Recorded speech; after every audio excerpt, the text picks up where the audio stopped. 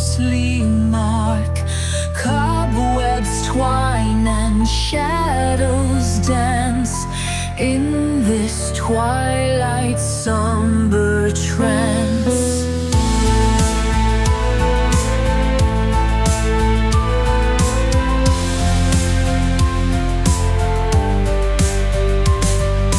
Candles flicker, weary wicks, ancient echoes, time's cruel tricks.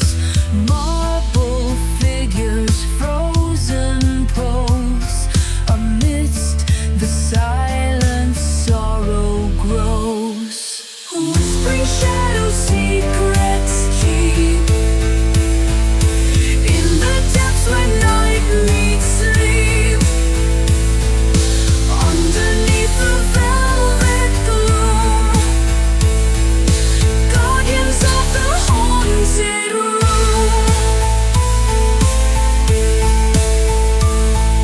Chandeliers in crystal tears reflect forgotten yesteryears, softly chanting distant cries. Through the arches sorrow sighs.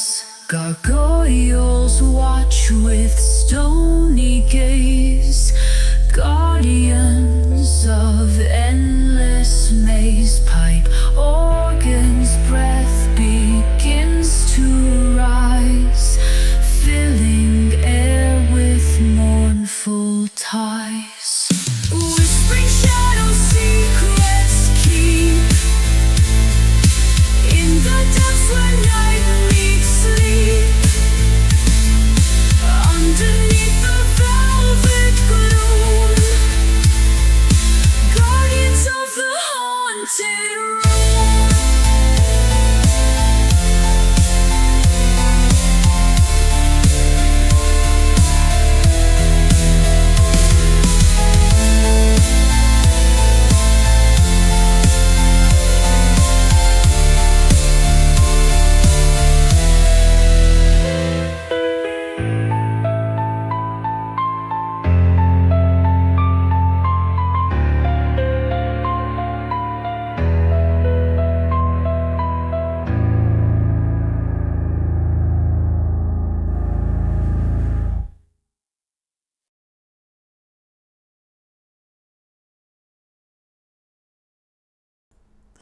Good afternoon, ladies and gentlemen. If I have done this right, we should have things happening on screen and new stuff, and you guys can hear me.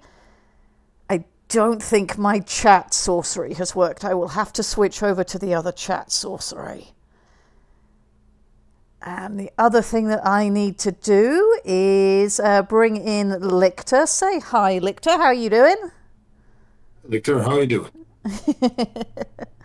Good, loud and clear. Yes. Everything's working. Wonderful. Right, let me see if I can fix the chat thing. This should be relatively easy. I should just need to copy that and edit this in OBS.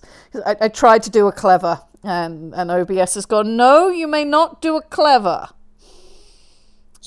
How do you? You must do it the simpler way. Right, if I do that, and then I may just need to move some... No, that's moving my whole screen. Let's not do that. That's incorrect.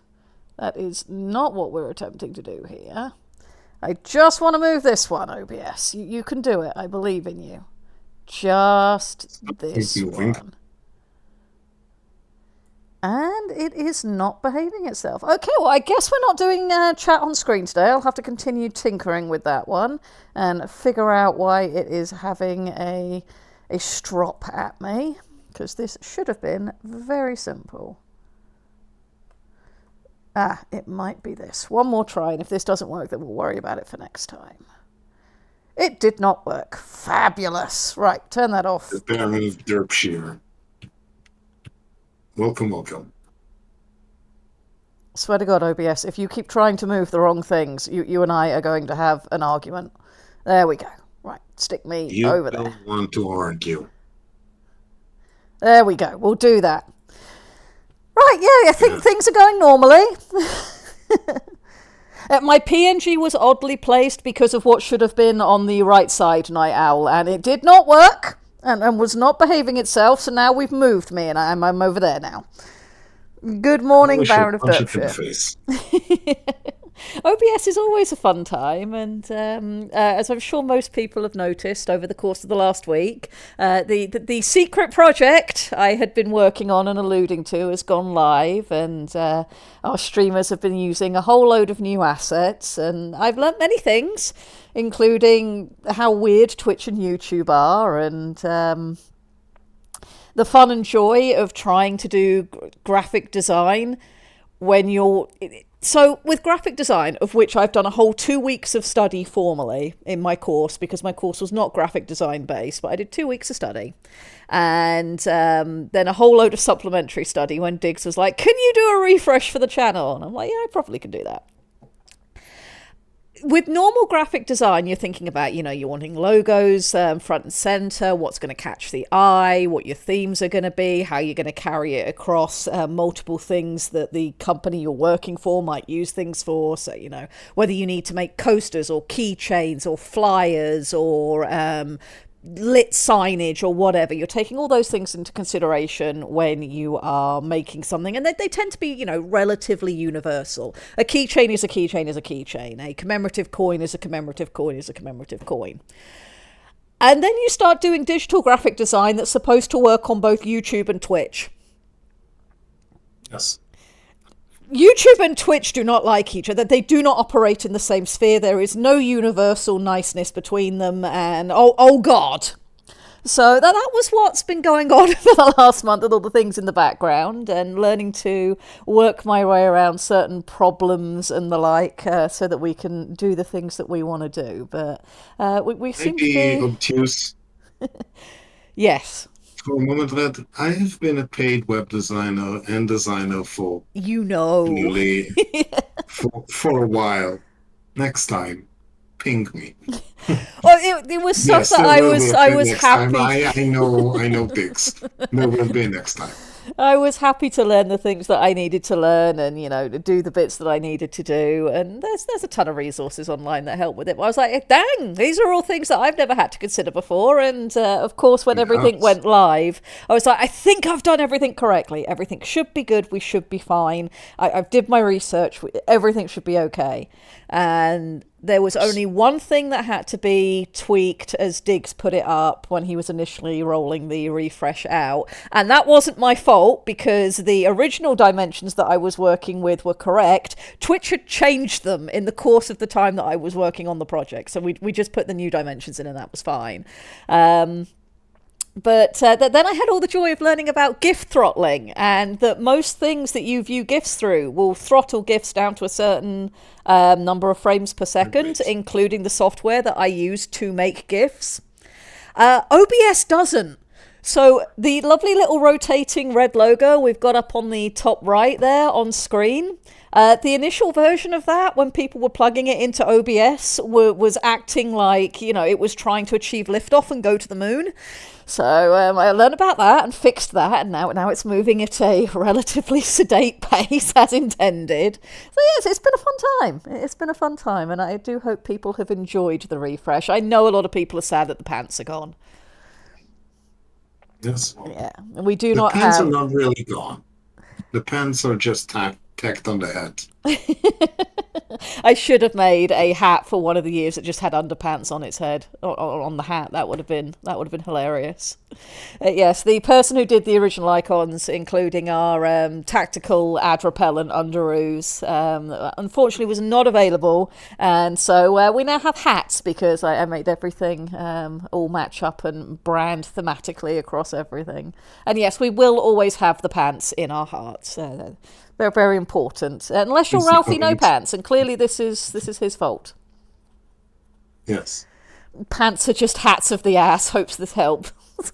Thank you, Squick. Squick doing a help from far away at the minute. So making a quote, as always. So yeah, that's what's been keeping me busy over the last month. But I have also been trying to be a good lady red and doing things on the SHOAL front as well. So for those of you who've been paying attention over in the Orcs, we do have finished maps. Caveat with the exception of one mistake I made and haven't fixed yet, but I will fix it. I misnamed one of the cities, but that's fine. We can get that fixed. That was him on Monday helping with the rollout of the new branding. Thank you, Squick. Yeah, I have tried to be available for tech support. So as people have come in and been like, this thing isn't working as intended, can you fix it? I'm like, I will fix that. It will be done within 24 hours. Was it? Yes, yeah. In fact, most things where I've said, well, I need to do this and I'll probably get to it tomorrow, I've usually finished it the same day instead of it being tomorrow, and added extra assets to try and meet the individual needs of individual streamers as well. So that's been fun. Red, you're online. You're being streamed and captured. People will hold you up to these standards. You are giving web designers and graphic designers hell right now. You're ripping us. You're killing us. Well, the difference there is that for what I've been doing, it's, I have the ability to just, go, yes, this is my priority. You need me to do this thing? I will do this thing. There you go. I have fixed it. We are done. Everything's good. Web designers don't have the luxury of working in those time constraints. Yeah, fixing art assets, Wilf, is nowhere near as difficult as fixing, say, code. I don't have to go crawling through a ton of code looking for the one semicolon that's out of place. People can just be like, this thing doesn't look right at this scale. Can you make me a version that looks right? And I'm like, yes, I can do that. Just leave that with me for like an hour or two after I get done with my client work. No problem, I can do that. I don't know why you're saying that. The PPL website is back up online. It was never down. Correct. Nothing happened. The Legion website has been functioning as intended. Yes, no one has elbow dropped a servo. I promise. Do I need to go and have words with Parallax? Was it Parallax? Was he in the server room? I'll ask. But I don't think they survived to tell the tale. So, we do have our maps now, and we have more than just the one map. We're currently looking at the main one that I will have on screen most of the time now on that second little panel that I have. But we also have our adorable crab emoji on the key at the bottom, which, if you haven't seen it in chat, we do now have new emotes, including the shoal crab, and it's animated, and it's adorable, and I kind of love it.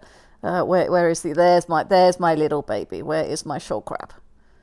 There is my shoal crab. There we go. We have our little alien purple crab, and he's on the map as well. And he is say on it. And then I did also finish up the regional map of where each of our sapient species began colonizing as they hit sapience and their capital cities. So we have the two versions for whatever your needs may be for figuring out what's where and why. But we're going to keep this one on screen. And what I should also have up, which I've been very naughty, is I should have my normal opening on this side up for what we're doing today. So other changes, and this is very directly shoal and stream related. There has been a change on the scheduling, which the new rotating banner reflects. DEP and TEX are moving back to Mondays. Why is Furthest Point not marked as a Forge City? Probably because I forgot to put the F for Forge City on there. I can do that. I will fix that, as well as fixing that was the one I messed up. Can you tell which part was the end of my night last night? I had the work day from hell. I had the very first occasion where somebody asked me to make something, and the boss above them elected to go with AI slop instead of a human created art piece, and it set the tone for my day, let's just put it that way. So I will put the F on to also mark it as a Forge City introspective. I can definitely do that. I can't say anything as to what happened to Clapping Tom. That was a Diggs decision, as was the spoop. I just provided new icons, and Diggs decided, which ones got rotated out, what got rotated in, and what was happening. I just went, here you go, here's a whole load of new icons and emotes based on our streamers and nonsense we get up to. And I did go a bit overboard and made 4 for WBPLW, but we have a lot of fun on Sundays. Twitch told Diggs no Tom cheeks. I mean, he's just so sexy. We can't risk all of Twitch coming to watch one stream just because we have Tom. That was clearly the problem. What was I wittering on about? I wish you were more wrong. That would have made things easier, but you're not. And thus, here we are. All right, so this week, that's what I was saying, changes that are happening. Dep and Tex are moving back to Mondays due to changes in Dep's schedule. So if you are looking for your favourite Tep and Dex nonsense, it will be at weekend's end, starting the new week, on Mondays now rather than on Fridays, which means that Striker now has the 6 p.m. slot, which means technically we now have a 3-hour slot for Shoal, which I'm sure we'll be very responsible with, and nothing warcrimey will happen, especially as that extra hour definitely won't give Zork time to be here. So we now have 3 hours. If that's what we choose, we can always finish earlier if we want to. We'll see how things go today. But there will be another brief schedule change in the month of July for anybody who didn't catch it on Aiden's stream last night. Aiden and I are finally moving back into our own house. We have the keys, our tenants are out, the house is ready for us, except for our household goods and the internet. Our stuff is still in Florida and will be making its way here. So I'm going to be moving into a house with no furniture for the first half, if not more, of July. And we've decided that we would like to take advantage of the city-laid fibre optics instead of being beholden to Comcast. They can't connect that up until the end of July. So there's likely not going to be any internet in the Desir household for a couple of weeks, which means there will be a couple of weeks of no shoal.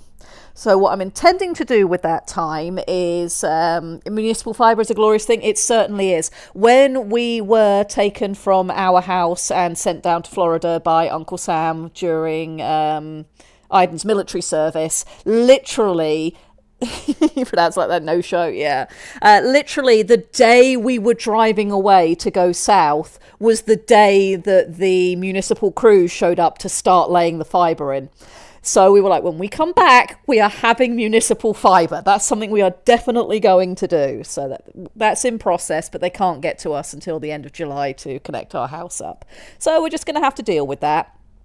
And it will be what it will be. However, we do a writing stream here and we talk about writing and doing stuff. So to give you guys sort of a little glimpse for any of you who've never done large scale writing projects just on your own, writing can take a very long time. You can always throw stuff into AI and it will just splurt stuff out at you. But unless you're willing to really craft that AI, you're not going to get the sort of level of depth and interest and creative thinking that we're trying to achieve with Shoal. And a lot of the time between streams, when I'm not working on obviously all the other things that I have to do and I have the time to sit down and do Shoal, it's thinking about the setting as a whole, looking at the notes that we've made, fitting things in, and then actually crafting the prose to put things together. And on average, if I'm having a really good day and I've got the day to myself and I've got a few hours, I can do a couple of thousand words in a day. And be confident that those are going to be pretty good words and make sense. And while they might need some editing in a final pass, they're the sort of thing that I can put in front of people and know that they're going to understand what's going on and what's happening. So every time that we come up with a whole load of ideas and I take down notes and I write it down, it's going to be usually about a couple of thousand words per week that I manage to get down into a perceivable form and in a format and laid out so that things make sense and one thing follows on into the next, into the next, into the next in a way that's understandable for an audience to look at. And if I click on my button up here Bearing in mind that this is not going to include a load of our notes, this is just going to include things that we've fully written up. We are currently sitting at 51,322 words. That is what we have achieved in 6 months of this project. And I'm pretty impressed with that. And I hope you guys are too. Just to clue in the audience, they don't know that this is the circa of a short novel. Yes. Just that is, I mean, an entire thick novel would be just the double of that. That is phenomenal. This is not just big. This is huge. This is lots of words. Yeah, for a communal project as well, it's very impressive. So for a short novel, you're looking at about 40,000 words. For an average novel, 60,000 words. And for, say, a epic fantasy novel, 80,000 words. These are not solid rules. You must meet those, but that's sort of like your generalizations. So we are sitting at a novel length worth of stuff that we've put in. And this is not everything you guys have suggested or put in front of me. This is what I've had time to fully write up so far. So my plan in July, while I can't be here with you guys, is I want to take all of the other notes that you've given me, which are all in my Scrivener program and just not fully written up, and work on those outstanding things while I have no internet to try and get all of that excess put into SHOAL for when we do come back, so that everything will be in here. And that will be... That'll be a fun time. Yes, Silicon Soul, we have many hats. Thank you for 30 months with us, you mad fool. And your red hat with the chevron is very nice. You have definitely earned it. Have alliterative food days been defined for this world, like Taco Tuesday? Not yet, but we're going to be talking about festivals and cultural things today, Friedel. So if you want to submit some alternatives to Taco Tuesday, we can do that. We can do that. I don't think we've defined what a week is as of yet. Let me scroll up to our calendar notes, because I don't think we have day names. Let's have a look at our calendar notes. Because we do have some fun and unique things going on. We know that we have a standard year around the start of Mern, but it's complicated. So we've got our star Mern, we've got our host planet Luastra circling Mern, and it takes it 5 Terran years to complete 1 year for Luastra.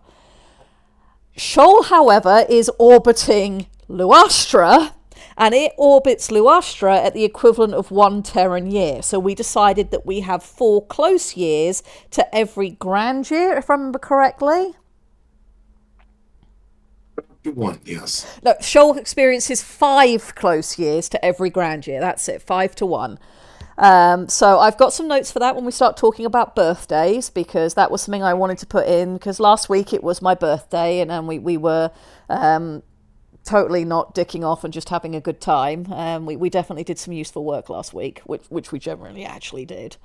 We know that we don't have a light-dark cycle, but we do, however, have the hours of the day measured by swells in the coral song, and that a day on SHOAL is equivalent to 48 hours in Earth time.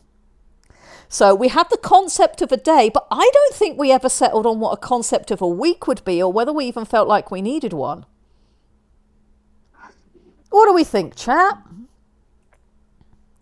Helps if I bring up the correct screen so I can see chat. Let me catch up on things you guys have been saying.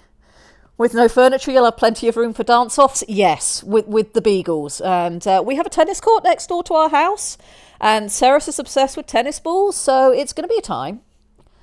Guy on Broadway says, I too am moving out soon. The property is legally mine, and the only reason I haven't yet is it's just over the road from my parents' house, so I'm taking advantage of not having to rush and getting the place painted and cleaned. That is excellent, Guy on Broadway. And you're getting wired for FTTP on the 14th, and we'll have internet tech developed for this side of the millennium. That's wonderful. That is a wonderful, wonderful thing.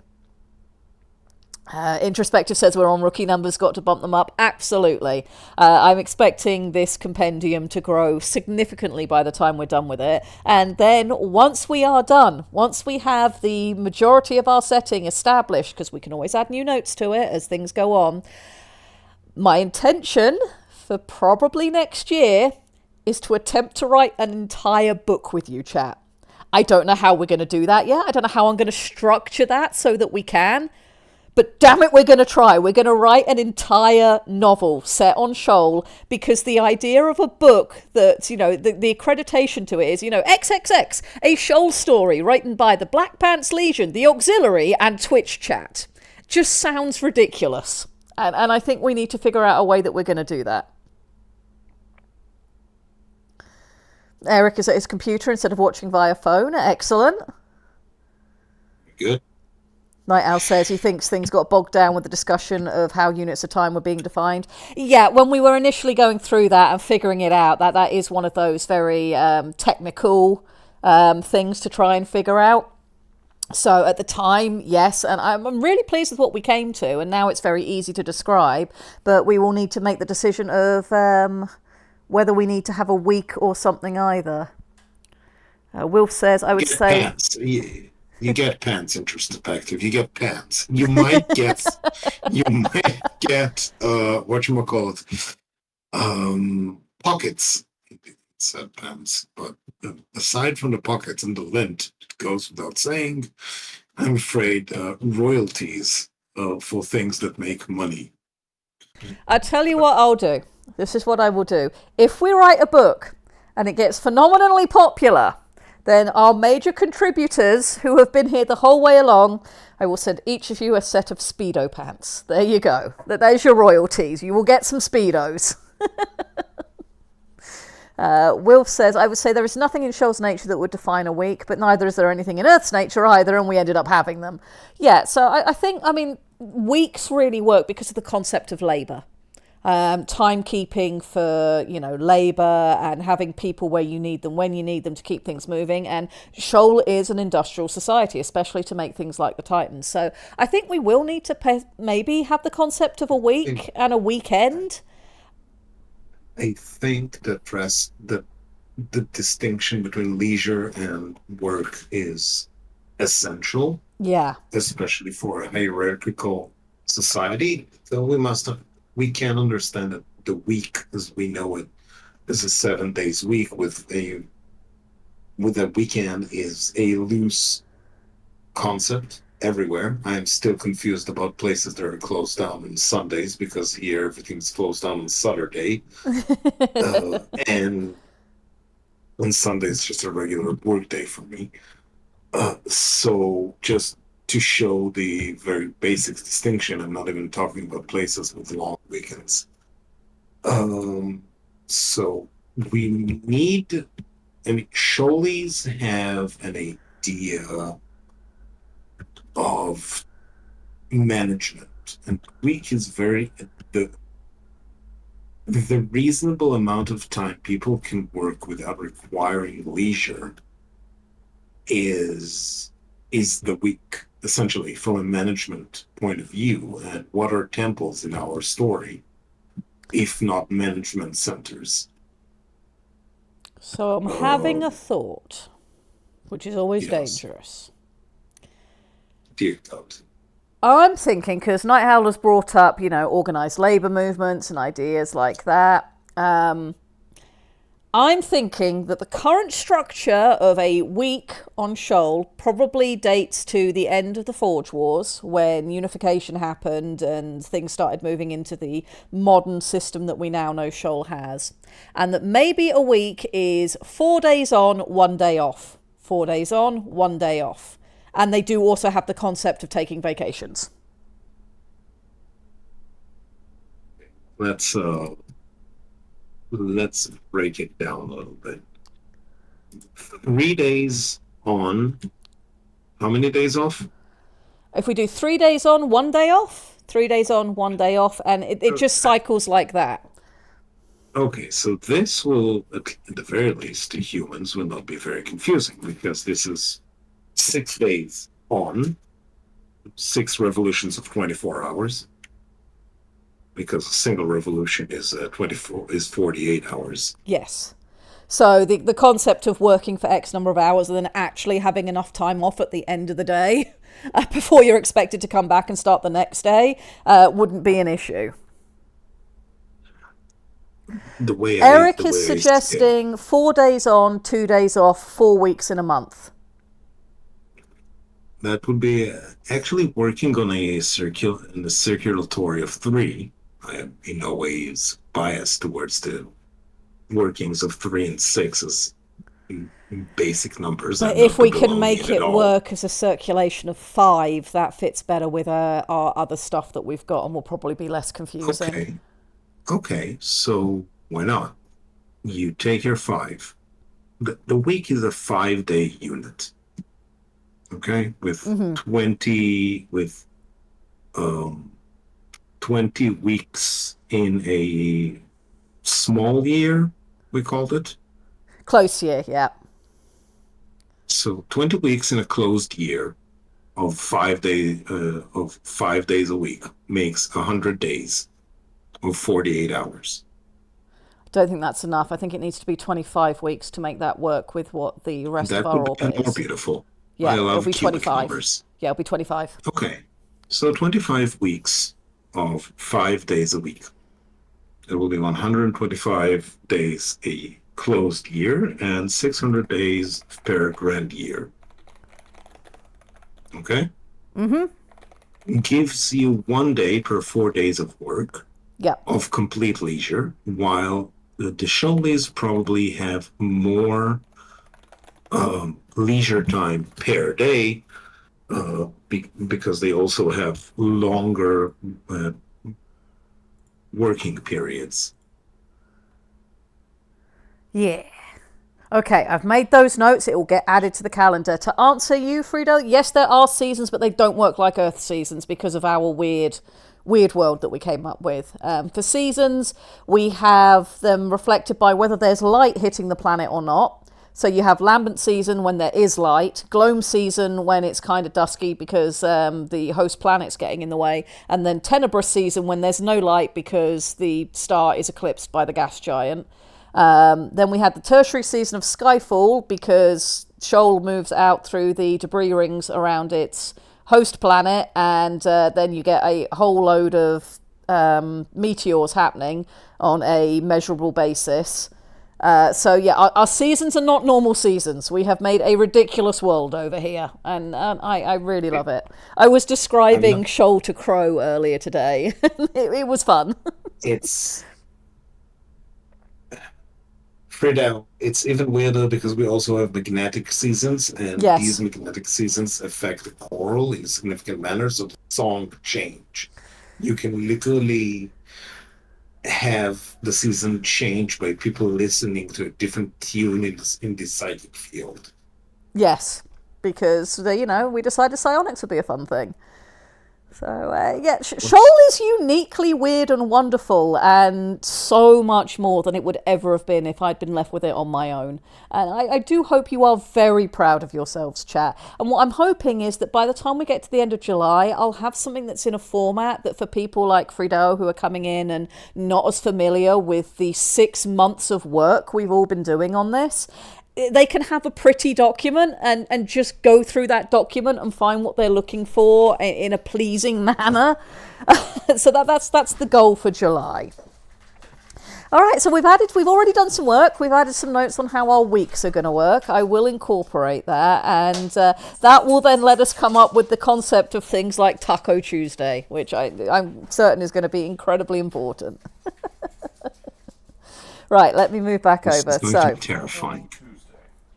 So one of the things that no, you're completely fine, Frido. Please do. Frida, you will not be ignored. This is a warning. Yes, this is a threat. If you get involved, it will be listened to. Yes. Yeah, I want you guys to be proud of yourselves every day, UNC Samurai, because you guys create things, and I think that is one of the most wonderful things humanity is capable of doing, is making things that don't exist to explore the things that do exist. And we're avoiding blank page syndrome on this stream. That's what we do. We don't have blank pages, we have ridiculous ideas, and then we're proud of ourselves for writing them. Sarah, chill, please. Things get weirder and weirder and weirder. Yes. As Right. well they should. Okay, so what are we going to be weird about today? So the first thing I would like to be weird about today, and has chat just died on me? Have we just decided that there will be no chat on screen again for some bizarre reason? Let me refresh this and see if it will behave itself. Yeah, chat's killed itself on OBS for some reason. What? Oh God, no! Okay. So you remember that thing that I said that wasn't working, and it was working, and then wasn't working, and it's all over the place? I fixed it, but it is not in a format that I want it to be in. Okay, so we're not worrying about that for today. That will be a problem for later. Drop pirates. Drop pirates. Drop pirates. Yes. Yes. They come from above. Like drop bears? We think. Chat, you're not allowed to die in Lady Red. Correct. All of you are forbidden from dying. If you wish to die, you must send in the correct forms in triplicate, signed by your manager and by Diggy Bear. If it's not signed by Diggy Bear, no permission to die. And then I will review them and let you know if you're allowed to. OBS, not IBS. And Mo heard pirates and has turned up. Mo, please do not cause an interspatial incident with Shoal. An interstellar incident. They have titans. Yes, please don't. I mean, if you go pirating on show, be prepared. Benny will haunt you. Only if you get the right forms, little Willie. You have permission to die if you get the right forms. And Diggy Bear has to sign off, and so do I. Yes. I'm sorry, you have to sign. And also no suffocation on clause B, little law A, and by law 2. You're not allowed to suffocate to death, even if you really want to. I'm sorry. Them's the rules. Oh, we should absolutely have a story about Mo stealing a Titan, Eric. That's a great idea. No, Mo didn't steal a Titan. However, Benny may have stolen Mo. Yes! Benny and Mo together would just be, oh my God, a 007 movie would come from that. We would end up with a 007 movie that's specifically about Benny absconding with Mo.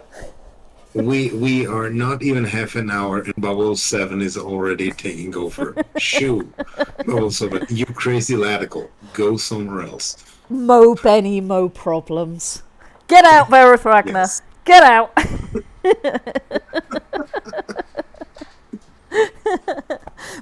007 will return in Titanfall. Oh dear. Chat, what have I allowed you to do? Right. Y'all are having entirely too much fun in here. We are. Hello, Aiden. Did the pups have a nice time at the park? Oh god, yeah. Did they behave? The reason we spent 2 hours out Did there. they see Wilbur? They did. And spent a lot of time yelling at him because he just wanted to go underneath the little doggy platform with a ball and sit in the shade and chew on it because he was too hot. So, drop pirates. One of the things that came up in the Orcs, not this week but the week before, in our SHOAL channel over there, was I think people were speculating about how the SHOALy make use of the air, because once they do, you know, colonise land and we've got our surface fleets, there's no reason why they can't have aircraft if they so wish. And then there was just the concept of drop pirates mentioned. And just the phrase drop pirates stuck with me, and I kind of feel like we need to have drop pirates, and I wanted to know what chat thought. Chat, commit drop pirates. Should we have drop pirates? And I think where my brain went was because the time when this was mentioned, they'd also done a press release that Gears of War is getting a remaster and coming to PC. And when I was a younger Redling and Aiden was a younger Aiden, Gears of War was like the group game that everybody got on live to play. And Task Force Suicide Recon existed, whose whole point was to have Aiden run forward with explosives and blow himself up in front of the enemy. And that just became... Ideally not in front of, ideally in the midst. Yeah, in front of, on top of, in such range that the enemy also ceased to exist. And it was a fun time had by all, and there are some stories that have lasted through the years since that happened. And in Gears of War, there's a bit that happens where you've got them all getting into pods that just screw down into the hive to go and deal with the enemies that are in Gears of War. And all I could see, Gears of War 2, all I could see in my head when I heard drop pirates was just these pods filled with either, small titans or pirates that were just dropped from above by aircraft onto some of these subsurface migratory fleets or whatever to do raids. And I like the idea of drop pirates. Love me. I just don't know if chat's on board for adding that as a thing that exists on Shoal. Drop pirates, avoid crab cities. I mean, it would not be the right thing to drop onto. You're not going to get through. I don't agree. I mean, I love crabs as much as the next guy, but boy, did they go well with butter. I mean, come on. You need rations. You go crab. Hawkmen drop pirates. Oh boy. I'm not in a location with relatively sane timekeeping. I cannot help, Night Owl. Verathragna likes the idea of drop pirates. So we could potentially have those. So that's why that was on the list. Okay. So I did also want to talk about all the cool festival ideas that people came up with over the last week. That was the homework, and we've got some good ones. And then I have some of the city write-ups are complete to run by you guys. So that's today's plan.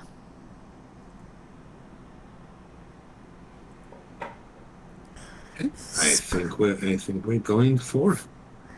And Nora says, yes, please. I trust you to do it upright.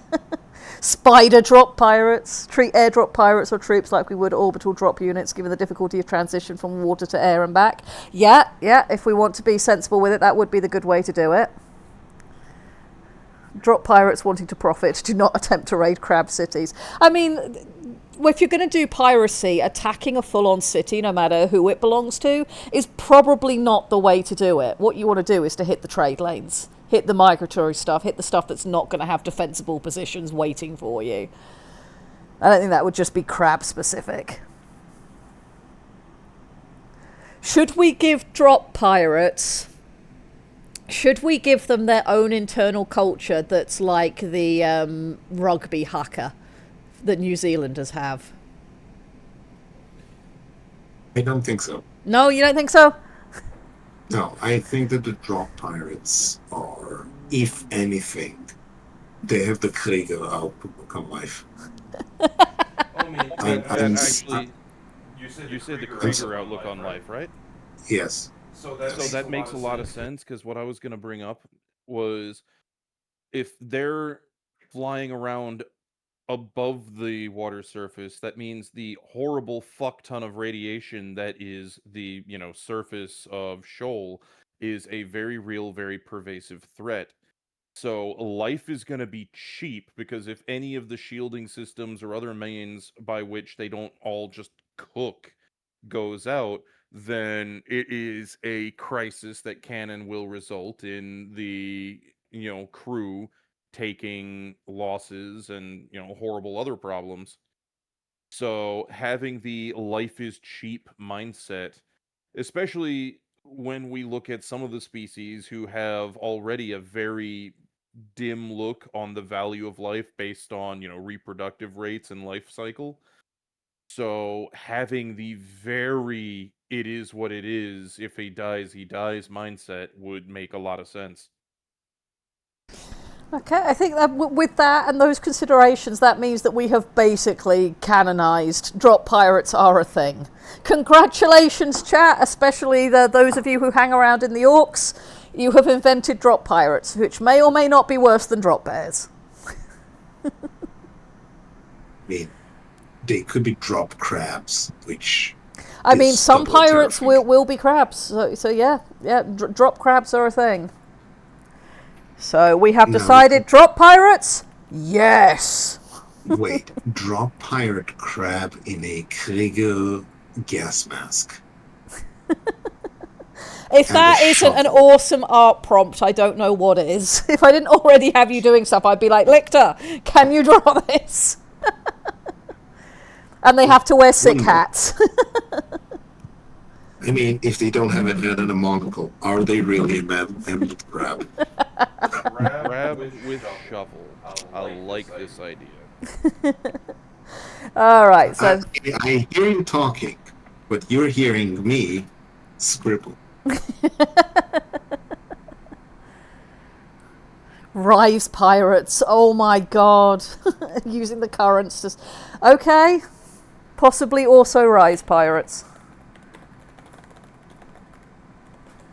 I mean, it makes a lot of sense. You would need to be striking from a position where you are not expected, where you can move quickly, shocking all your way in, do the damage, grab the loot, run the hell away. I now have Night Owl spamming crab battle and crab rave stuff at me. Excellent. And yeah, breaching, especially for the shark folk Solasians, that would be very normal for them. You know, breach pirates, rise pirates, whatever we want to call them. All right, we've established that will be a thing. Leave that with me for now. I will fit it in. Just call them breachers. Yes. And that's conveniently very like Kriegers. So yeah, okay, we'll have breachers. Yeah. Oh my Baked it. god, this project. You, Go on. you have barely scraped the surface. I have so much fun with this project. Fridays are just such a good time. I hope people have as much fun as I do. Right, your choice what you want to do next, chat. Do you want to look at some of the full city write-ups that I've done? Not every single city is complete yet, but I have done a fair portion, and there's like 4,000 words. Or do you want to go straight into your festival ideas, and we will go from there? Which would you like to look at first? You want to look at the cities? I haven't fully written up your 2 cities yet, introspective. I hadn't gotten down to that section, and when I do get to that section, I want to run them by you first, before they'll get run past chat. So that will be coming because you put the work into those 2 particular settlements, so I feel like you should get to see it before everybody else gets to vote on it. Good thing you're keeping the scope confined so it doesn't get out of... Oh god, it's crab pirates! That just about sums up the energy that today's stream is going to have, yes. Alright, let's go down and take a look at our city work that we have done then. SHOAL cities. Yeah, we're just under 4,000 words that got done this week, in between everything else I've been doing. It's been a week. It's been a week. I will tell you, I've worked some long-ass days this week. Alright, major cities and settlements. SHOAL has civilization spread across much of its underwave territory, spanning a broad breadth of settlement types. From family holdings to small villages to little drifting fleets, the SHOALi are very adaptable to making use of local resources and migration routes, and their settlements often end up adjusting their size to fit into the locale. Some settlements are of particular note, however, either for their size or longevity or nature. These major settlements are described below. So what that gives us the benefit of is that the major cities that we're looking at and are describing, these are canon, they're definitely there, we know where they are. But if somebody wants to write a story that has, you know, a new small village or a new town and it's not on the map, doesn't mean it can't exist. It absolutely can, it's just not included in the compendium. Maybe it will get added to the compendium, maybe it won't. It still gives us breadth for people to have places they want to write about that are not necessarily ones that we've already established between us. So the first set that I settled down to start writing up in full was the founding species capitals. For those of you who were here last week, or was it the week before, we did do some notes on what our cities were going to be based on some stuff I'd pulled together, but it was all sort of bullet point and not properly put together. This is now properly put together. So the founding species capitals. These are the foundation cities built when each species was still largely isolated in the early days of sapience. In the modern day of multiculturalism, these cities still tend to favour a population of their founding race, though one will always find other races among the populace of today. So we're not having, for anybody who hasn't been here when this has been said before, we're not looking to do a setting where races are very individual from each other, and the elves have their own land and the dwarves have their own land and the humans have their own land, and while they might pass through each other's lands, they each have their own regions. We weren't doing that. We decided we wanted to have true multiculturalism where you've got all of these sapient races, and while each may have had settlements when they first achieved sapience that were purely their own species, as they started meeting other species and integrating, we're now at a point where the majority of cities are multiracial, multicultural, multi-species, but we do have these sort of founding species capitals that are still very dominated by the race that first evolved in that area, although there's other people there. So Kuvatrova was our Podland capital, and I don't know why I've written Podland, because it's not, it's Podland. There we go. Kuvatrova is a rooted marvel, a spiralling stronghold of mineral wisdom and coral memory. Built into the slope of a slow-crawling ridgeline, the city ascends and descends in graceful concentric terraces. Each level is shelled in patterned stone and laced with hardened coral bridges, hung with mineral veils and garlands of bioluminescent sea flora. I wanted to add that in because we've already decided that our podlands often decorate their shelves, either with tools of their craft or artistic things or markings. I feel like that should be reflected in this city. The outer terrace... Yeah. The outer terraces of Kuvatrova gleam with vibrant colour and artistry. Polished stones, crystallised salts, fossil tiles and volcanic glass are proudly displayed, not just as construction material, but as a testament to geological beauty. These surfaces echo the podland's own ornamental shells, personal mosaics mirrored in public space. And this is, of course, going into that whole concept of podlands being particularly good miners and having access to those deep mineral and ore veins at the bottom of the ocean. At the city's heart spirals the Grand Lexicon Garden, a coral library grown, not built. Massive, memory-rich coral spirals record ancient songs and thermal readings in patterns only podland minds can fully interpret. Apprentices and scholars tend these groves with reverence, harvesting only what can be regrown. Where many cities stretch outward, Kuvatrova digs deep. Beneath the visible terraces lie vast internal chambers, thermally regulated and carved from living rock. These house the city's archives, hatcheries, mineral larders and sacred kilns. Here, podlands refine stone like others refine thought, slow, deliberate and full of meaning.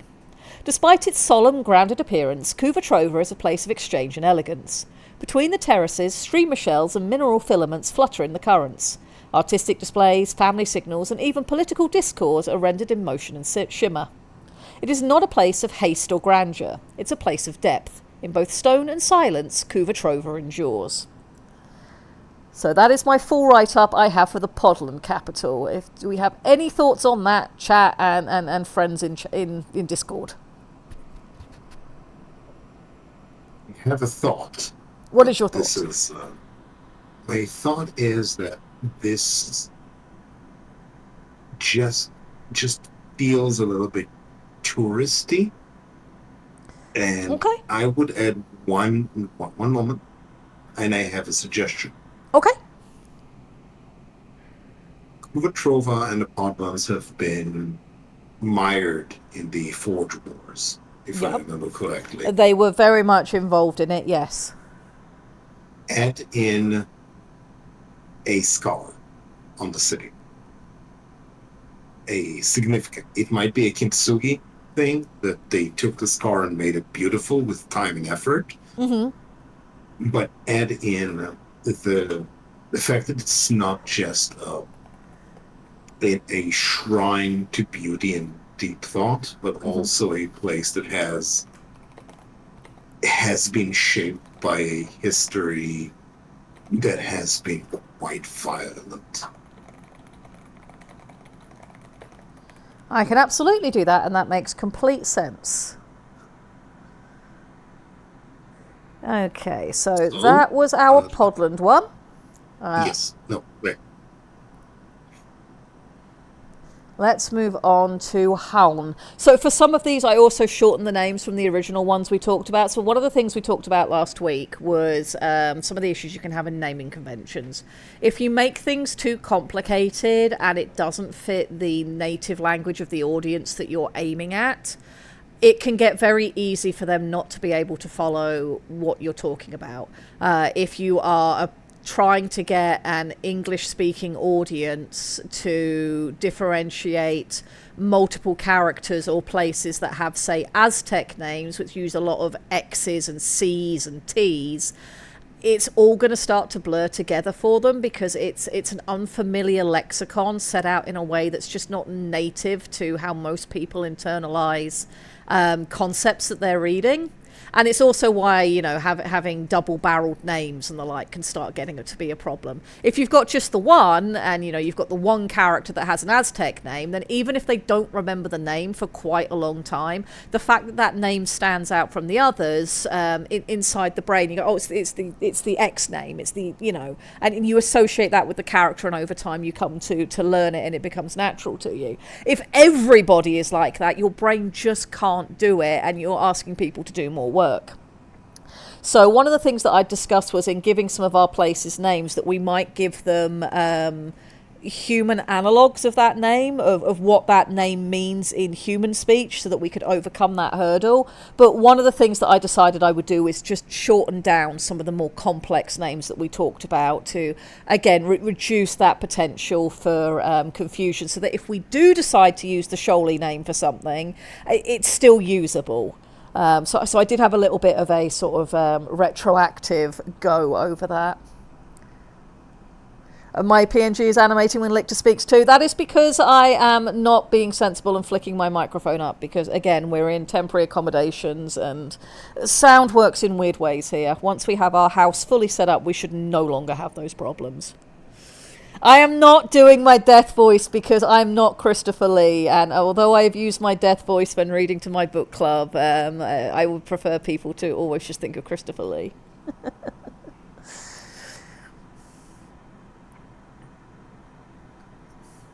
The voice is coming from inside the stream. Oh no! All right. It's just an illusion. I am not going to be the Christopher Lee of the BPL. I hate my voice. One of the biggest things that kept me from wanting to stream, or why I kind of had to be bullied into it, is I despise my voice. I really don't like hearing it. Inside my head, I sound fine, but when I hear myself played back, I know everybody is like, oh no, I don't like hearing my voice played back. I have like a deep dislike for my voice. I am not doing my death voice on Twitch. There's not enough money in the world.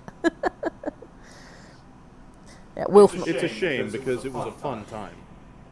The really fun one was just the more and more insane I went as we were reading Twilight, and how much worse and worse my Edward voice got. No. My Edward voice was just getting more and more droll and deadpan and soulless and stupid as time went on. My God, you did a good depiction of the character's depth and brain cells. Or absence thereof. I think by the end of it, he developed a slight Valley Girl accent because I just so had enough of him.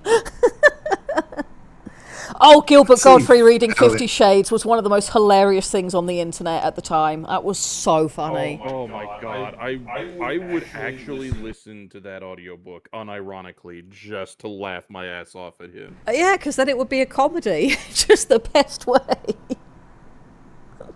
I think the word you were trying to look for was You cut out right there. The word I'm looking for is satire. yes. And, you know, like I said, if he had done the entire book as an audiobook, fuck, dude, I'd pay money to listen to that. Chief Swan did deserve better. Chief Swan deserved to be in his, you know, buddy cop bromance. Yeah, so the buddy cop gay love bromance that my book club rewrote with me as we went through that book was way better than the original, and brought us much relief and joy. With the werewolf police dog love interest. Yes, and of course the vampire town doctor, and it was a love triangle, and just far more interesting than the actual one presented. Not least of which because it involved, actually mature adults making actually mature adult decisions and being exasperated by their idiot children. Eric says, I'm imagining a dramatic reading of Twilight with the actors doing their roles, except that Edward is voiced by Gilbert Godfrey. Oh dear. Right, back to show stuff, back to what we're doing. I'm absolutely not. I'm absolutely not sketching. I'm absolutely not sketching a drop Kriegel crab with a shovel. The voice Amazing. of Gilbert Godfrey saying, I am not. Get this image out of your mind. It is not happening. Okay. I look forward to when it is happening and you put it in front of me. Right, Haun, the Cephalinid capital. Haun is a city suspended in flow, a series of domed structures anchored to reef and rock, formed of translucent coral composites and pressure-grown shell. The city's layout is non-linear and coiled, adapted for cephalinid motion rather than bipedal expectation. Corridors twist gently in 3 dimensions, guiding swimmers by texture, current pattern and gradient, with surfaces tuned to sensory navigation through subtle ridges, spines and resonant folds. The internal spaces of Haun do not separate cleanly into rooms or halls, but instead expand and constrict in spiraled intervals, creating zones of use rather than fixed chambers. For non-cephalinid visitors, the environment can feel disorientating. Ceilings taper without warning, floors vanish into open shafts, and movement is often vertical as much as lateral. Clustered around the city's main structures are thousands of grasp hooks, protrusions of coral, bone and polished metal rising from the reef. These are used both practically and socially, offering anchorage points for cephalinids during strong tidal shifts or conversational drift. Their placement often marks areas of activity and exchange, forming a kind of topographical social map. At the city's core lies the Vault of the Witnessed, a guarded cavern housing one of the largest known caches of memory coral on SHOAL. Unlike the living structures around it, this archive is static and dark, its neural coral spires arranged in careful isolation. Access is heavily controlled and only specific caretakers are trained to interact with the volatile impressions stored within. Though Haun floats in shallow waters, its architecture avoids surface-level structures. Instead, it utilises light-harvesting towers that rise just below the waves during the lambent season, refracting Mern's glow deep into the city's interior. These refracted beams both feed the biological infrastructure and curated algae gardens maintained in low-turbulence chambers. Haun is not a city of walls or gates. It is a domain of tuned flow and intentional passage, shaped by pressure, thought, and the fluent choreography of limbs in motion. This is, of course, the Squid City. Yes, Squibbly Central. Yeah, so I wanted the city to have a sort of... I wanted it structurally to reflect the fact that it was built by soft-bodied creatures that are not beholden to your foolish calcium bone nonsense. I really like the fact that you made sure to make the anchor points because everything should be grabbable. Yes. You can grab onto anything and move everywhere. Yes, and I did have the thought that if you're going to do that, if you're going to need to worry about having places to grab, well, places where people gather, they're going to install extra grab points because that's just what people are like. And you put more benches in parks, Yeah, like really, especially for something like this where you've got the squibbly squid people, you're going to want to have it set up kind of like if you were building a zero-G habitat, where the expectation is there's a lot of mobility by grabbing and pulling yourself around rather than, free motion. Yeah, Do they have a public transportation based on just jet stream? I did. So one of the things I put in was having the ridges for mobile. Gone. Like that video of a jellyfish caught in a bubble loop. Yeah. I'll send it to you. That sounds really cool. I'd love to see that. So what I was thinking about that when I was writing the write-up for the city, because I've described the sort of passageways and corridors and roadways as being ridged, so you can tell where you are by touch. And of course it gives you something to grip onto, but also that they flow. So if you've got a current going through, you can just ride through with the current without necessarily needing to touch the side. So that was the sort of impression I was trying to bring over in the description, and hopefully that worked. Doors would be the size of least resistance on places where they want to get through nice and quickly, yes. But for things like homes, the idea of having a very small door that you sort of squeeze through, because the idea of squeezing is not a negative thing for cephalinids. It's going to be, no, that's just normal. Of course our doors are small. This leads me to the question, once again, of how you enforce defenses and security in a setting like this, which is more freeform and less based on earthworks and, fixed positions, which once again leads me to think, in trying to figure out, military planning for this kind of species, once again, you'd want to look into sci-fi that is dealing with, space habitats and zero-G, and figuring out how, to handle zero-G combat, both offensive and defensive. Well, we have to remember that we have the ability to use psionics as deterrents. We have a lot of things that can be used as deterrents around various cities. I don't think we need to go into that in depth today, but you're right, it is something that has to be considered. I mean, we'll get to that, I think. Yeah, it's just a thought that comes to mind hearing all this. We're going to be good. We're not going to do war crimes today. We'll have another war crime stream later for a treat. I'm being extra good today, and I am not bringing up the solutions. I'm just saying we'll think about them. Oh my god, I just watched the jellyfish thing you sent. Yep. It spins! Yes, it does. All right. So that was Howan. Let's move on to the next one. Karasket Forge, the ceratinoid capital. I suspect people are going to have opinions on this one, but fingers crossed I haven't done myself a disservice, because you guys did approve the notes last time. So, Karasket is a city grown from death and built for endurance. Its defining feature is the immense hollowed shell of a long-dead leviathan, partially submerged in stone and sealed against the crushing dark.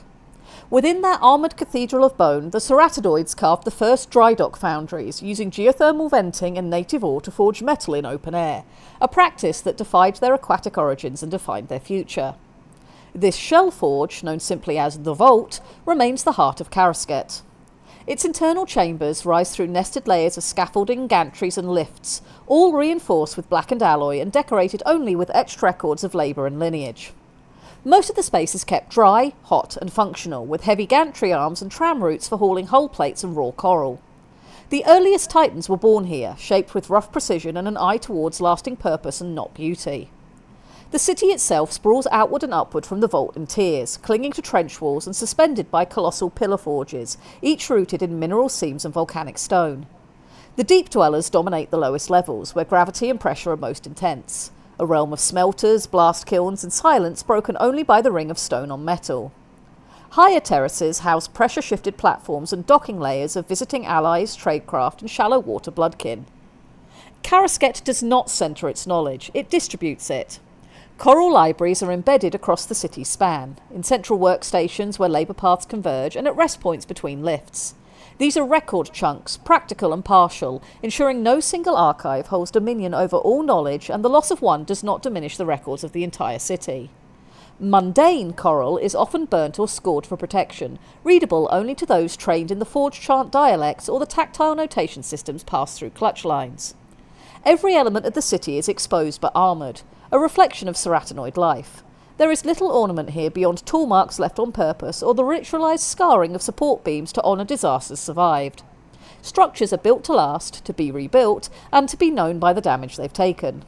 Though other forged cities would grow more graceful or ambitious, Karasket endures as the mould. Massive, enduring and unyielding. It is not a relic, it is a living engine. And when the trench groans, Karasket answers with fire. Crab rail? Yes, I feel like we would have crab rail, or at least crab cuneiform. Crab hieroglyphic. Crab wingdings. One thing, Yes. they import nearly all of their food. Yeah, at this phase in life, certainly. And we do have the trade routes for that. No, it's just that this is the interesting thing. It's a fortress city. It's complete. It has it's everything. But there's a problem when you're making so many toxic fumes. When life is Yes. so fucking hard. It is, and pardon my French, it is incredibly hard, and you can't keep it contained. I'm sorry, you can't. It's water. It diffuses. Yes, so for all So they'll be close to able city. to have some internal sustainability, it's probably not going to be enough for the entire city, and that reliance on No. stuff coming in from outside. Because of course this is the foundational city. This isn't the modern forge cities. This is the one where it all started, and a lot of its structure and some of the initial pollution and the like could quite possibly have come about before they knew how to meter and temper and They reduce had some of made those mistakes. issues. Yes. They had made mistakes, and the water around it are no longer viable for large scale cultivation. It's just, I mean, maybe in 300 years from now, who knows? But now, no, they need to. They are completely reliant. And it gives the city For some character, because if anything is too perfect, it becomes less interesting.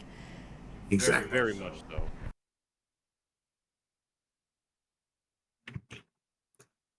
No, I mean, I dig it. Yeah, They- and build, they- and they- the idea of the future is built on the mistakes of the past, as Grima says, because that is the process of learning.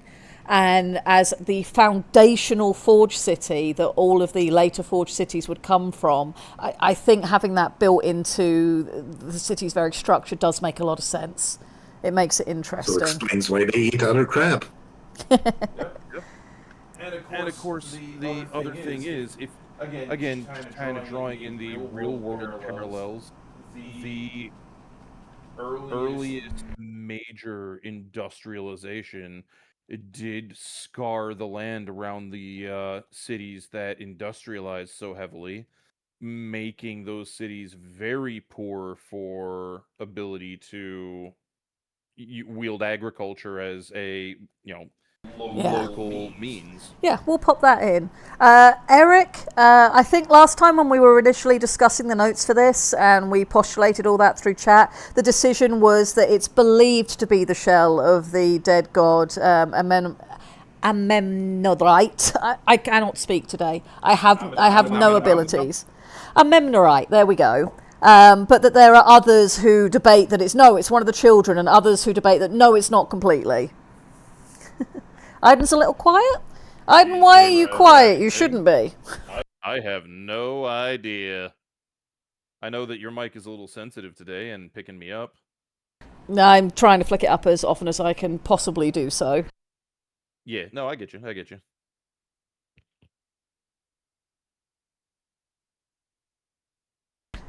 Add note.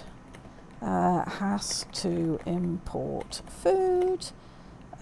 Future is built on the mistakes, and I'm going to put in brackets here, pollution of the past. Okay, and that will allow me to fine tweak that just a little bit. All right, let's move on to Sulayan, the Salashian capital. Sulayan is not a city in the traditional sense. It is a conglomerate of blood-bound territories, a sprawl of outposts and sanctuaries carved into the trench walls and floored into the dark below. Each sector bears the mark of a dominant bloodline, from matrilineal, and we can change that. I've got matrilineal in there because I was just thinking about it, but it doesn't have to be. From matrilineal whale folkhold to territorial shoke folk fastnesses, all united beneath a single commanding structure, the Throne of Teeth. This central seat of power is less a palace than a great governing vault, where bloodlines gather and disputes are settled by consensus, challenge, or memory. From here radiate the core chambers of Sulayan, wide, echoing conduits through which even the largest Salashian can pass without slowing. Walls are bare, vast, and unornamented, but imposing in their scale and function. Architecture is dictated by mass, flow and strength. Open-topped corridors, expansive amphora halls and atrium chambers where hundreds may gather without touch. Sulayan is structurally layered by depth. At its central roots, far below most currents, lie the Susella hatcheries and bonding nurseries where the crucial symbiotic partners of Solatians are born and raised. These delicate ecosystems are heavily guarded, housed in biocapsule vaults suspended between the Grand Library of Sulayan above and the bioengineering crucibles below. The Grand Library is not a delicate archive, but a memory fortress, thick-walled, pressure-stabilised and tended by bonded pairs. Instead of just slender coral strands or fragile song glyphs, Sulayan stores its knowledge in biocoded slabs, psionic etchings and record beasts spread to carry spoken history across generations. The upper sectors of Sulayan, closer to the open ocean, are dominated by shark blood territories, where speed and reaction time matter more than size.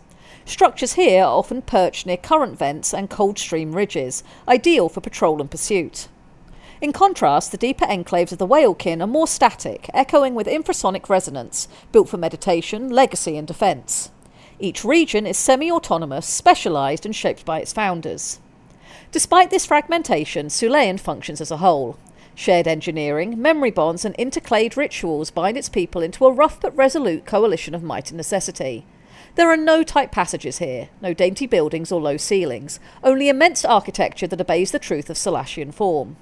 In Sulayan, the corridors hum with current, the stone bears the weight of giants, and every chamber reminds you. This city was not built for hands, it was built for mass, motion and legacy. That city's built thick. God damn it, I didn't.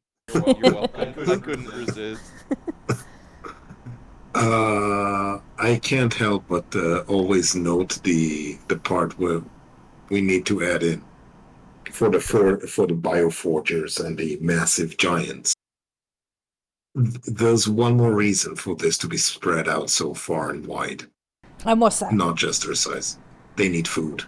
Yes, and that's why we pop them on the trench that they're on, is because it's got so much that they can filter feed from. Exactly. So they have, between the clades and interspersed their buildings, they have vast bioengineered biomes, essentially, that are designed to feed the giants without effort. The space in between is not empty. It's just as important as the buildings themselves. It makes one think that the concept of a restaurant would be very foreign to this city, at least as far as its native denizens.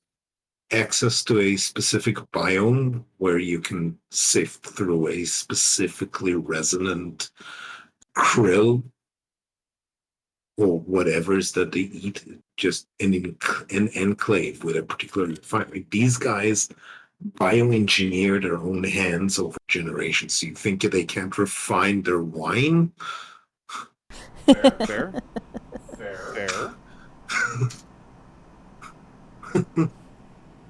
I mean, every time it's lunchtime when you eat by swimming.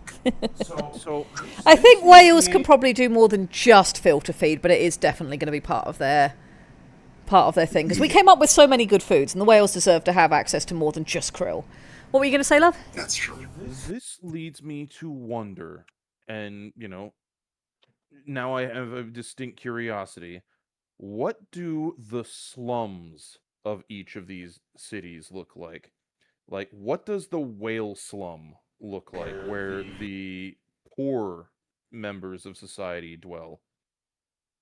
That might be something that I set for chat to organise and set up, though there is one city write-up we're going to go over today that does touch very lightly on the edges of that, but I would love for this to be more than just my input. So for the month of July, while I'm away, if people want to pop some ideas for that sort of thing into the Orcs chat, that would be a very interesting thing to add on to each of our city write-ups, is what that stratification looks like.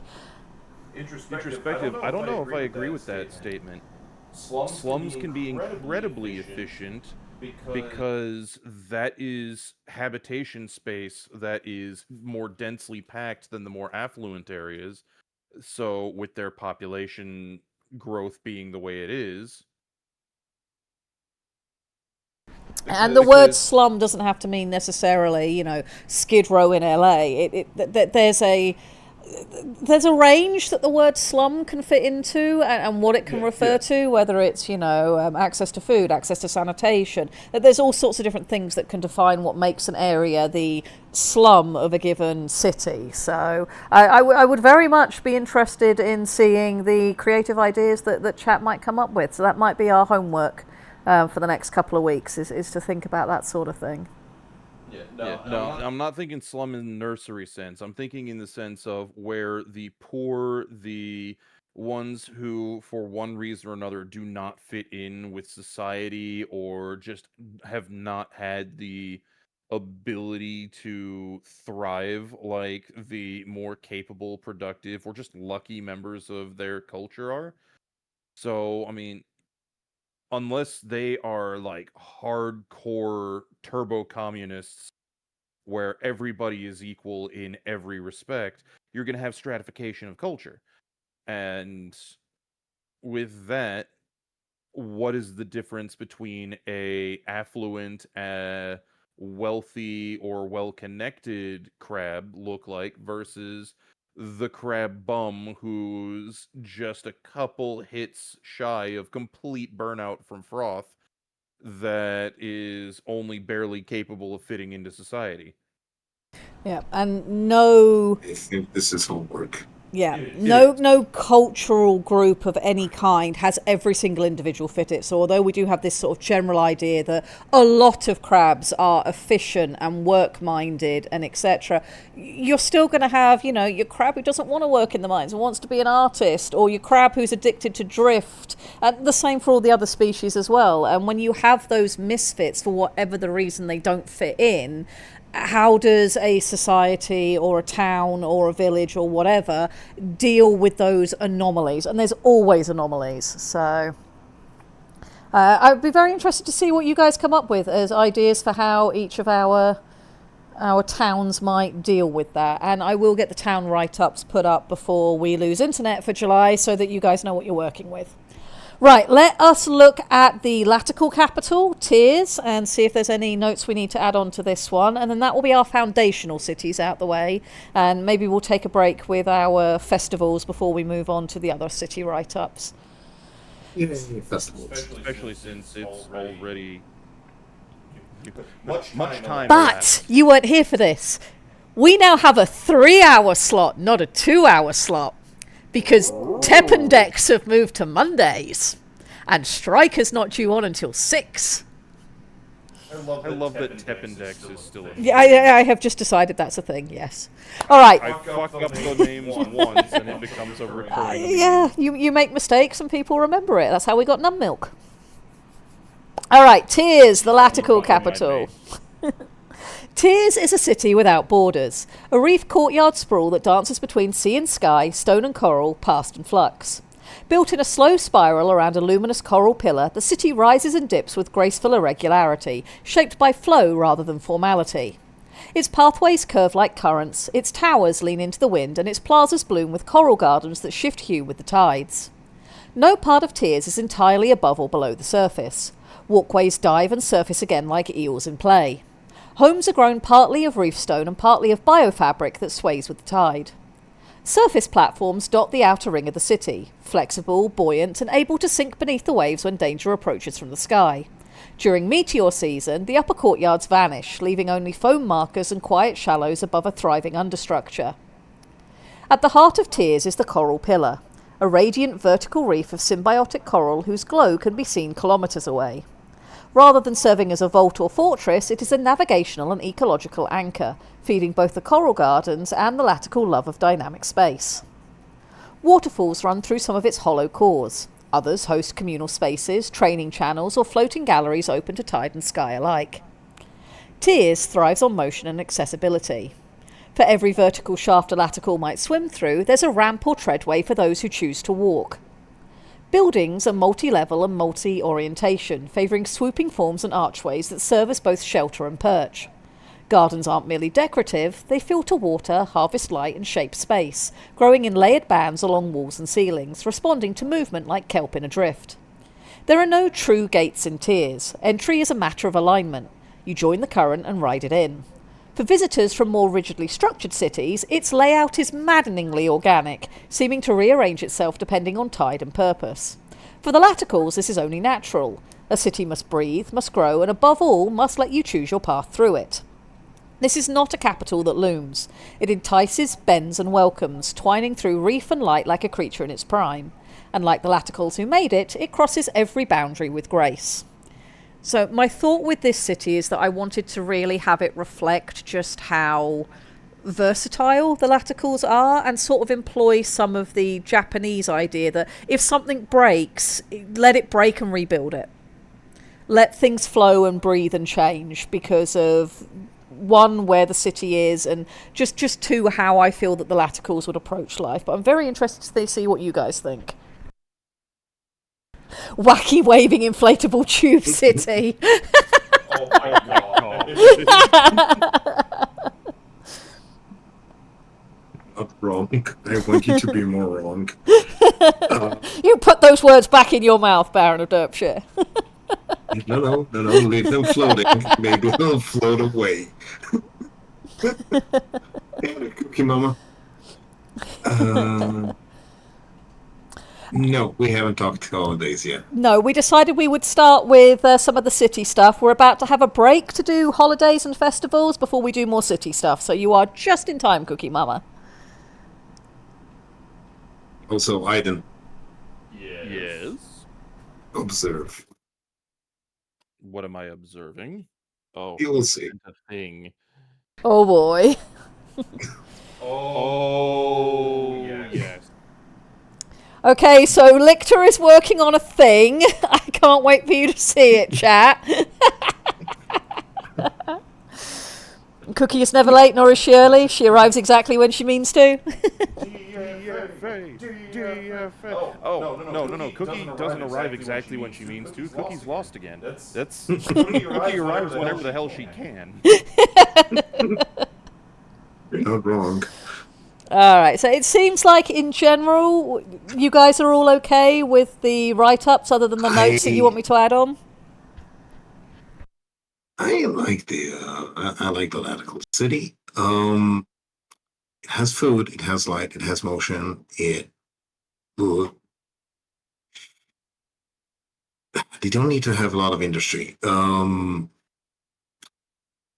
That extra thing that might be important for Laticals, and especially in tiers, their Seminole City.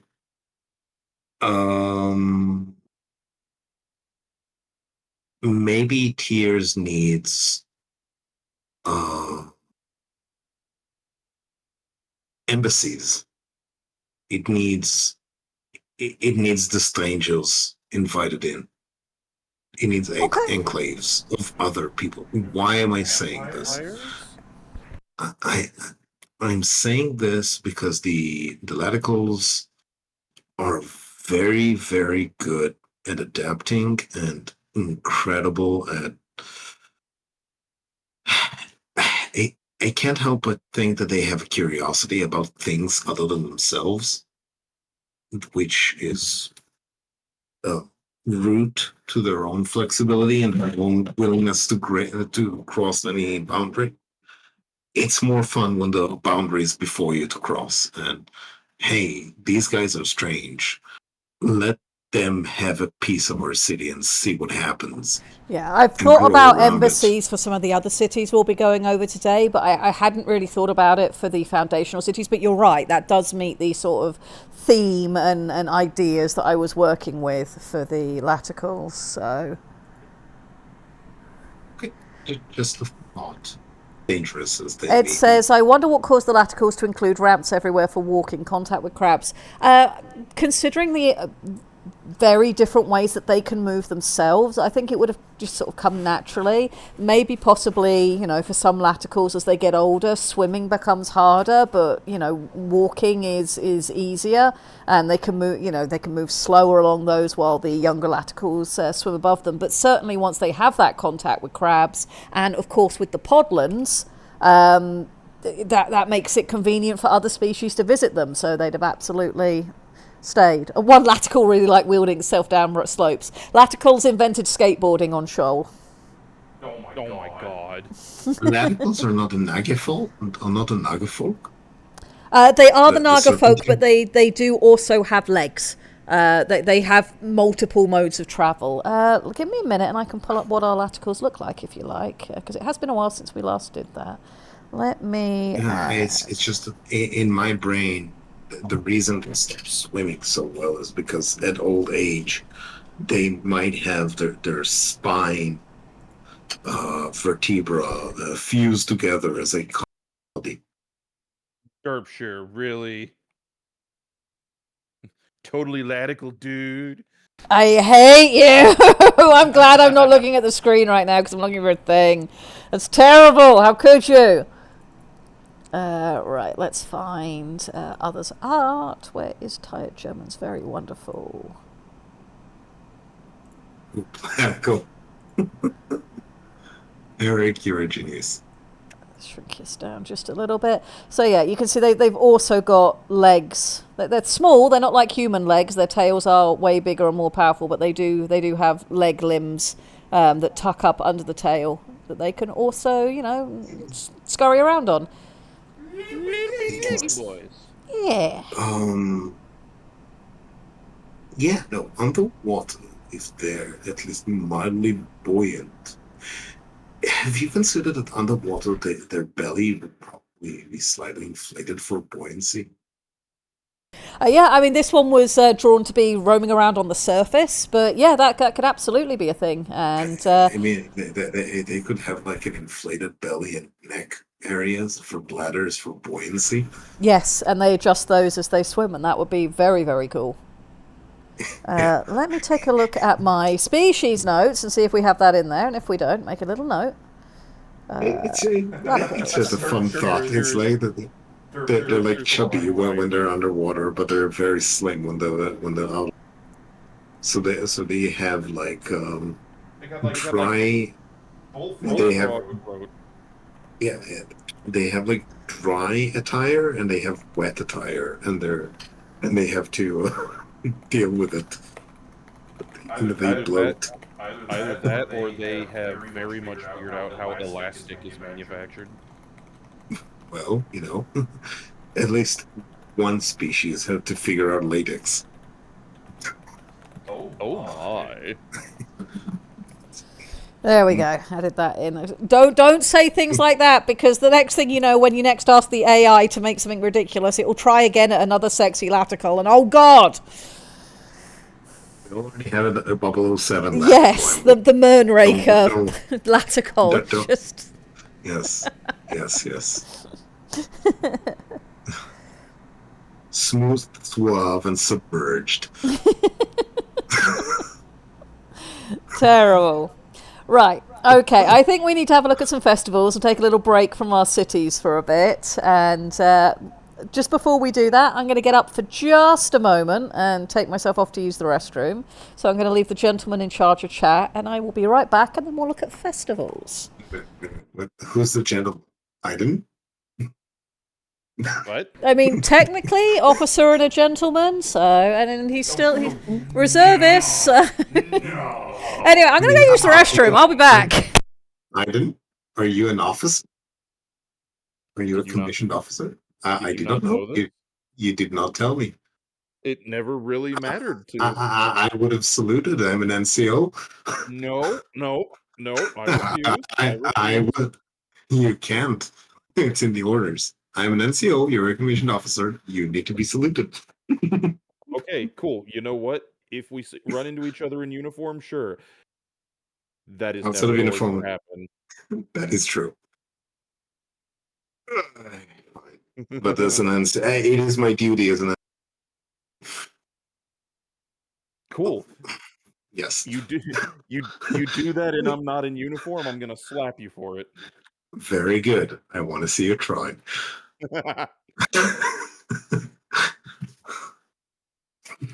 I miss a mental pen. Pants are not now a uniform. Pants are a legal obligation.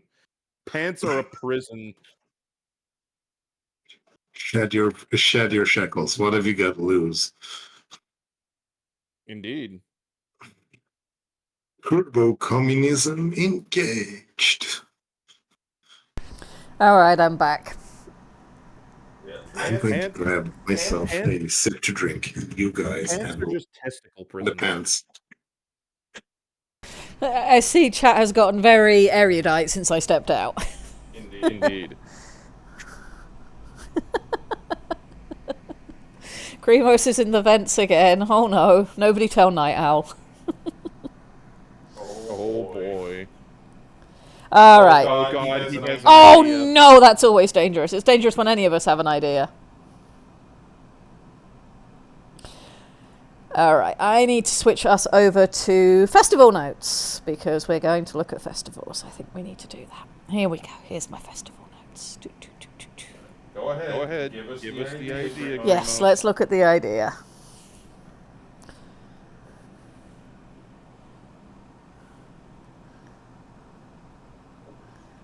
Reverse wet cats? What were you talking about while I was gone?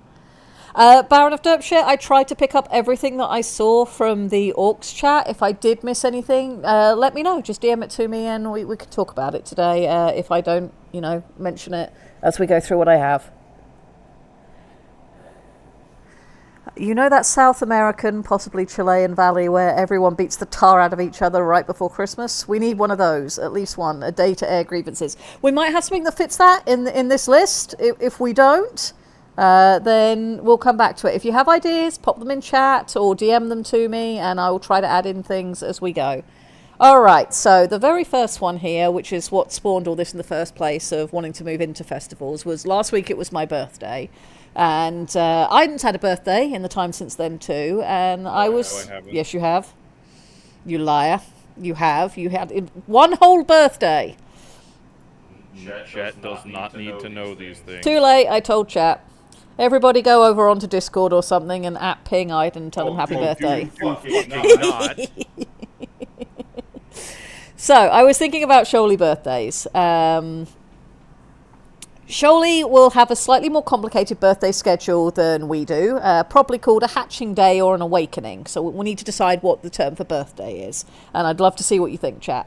There will have 4 close birthdays, and then the 5th one is a grand birthday, because of course the 4 close ones will be the close years around Luastra, but then the grand birthday is not only around Luastra, but also a full turn around Mern. So 4 close birthdays, then 1 grand birthday. I think these would be celebrated much the same as Earth, but grand birthdays are always larger and more exciting, and your 5th grand birthday is where you hit your legal age.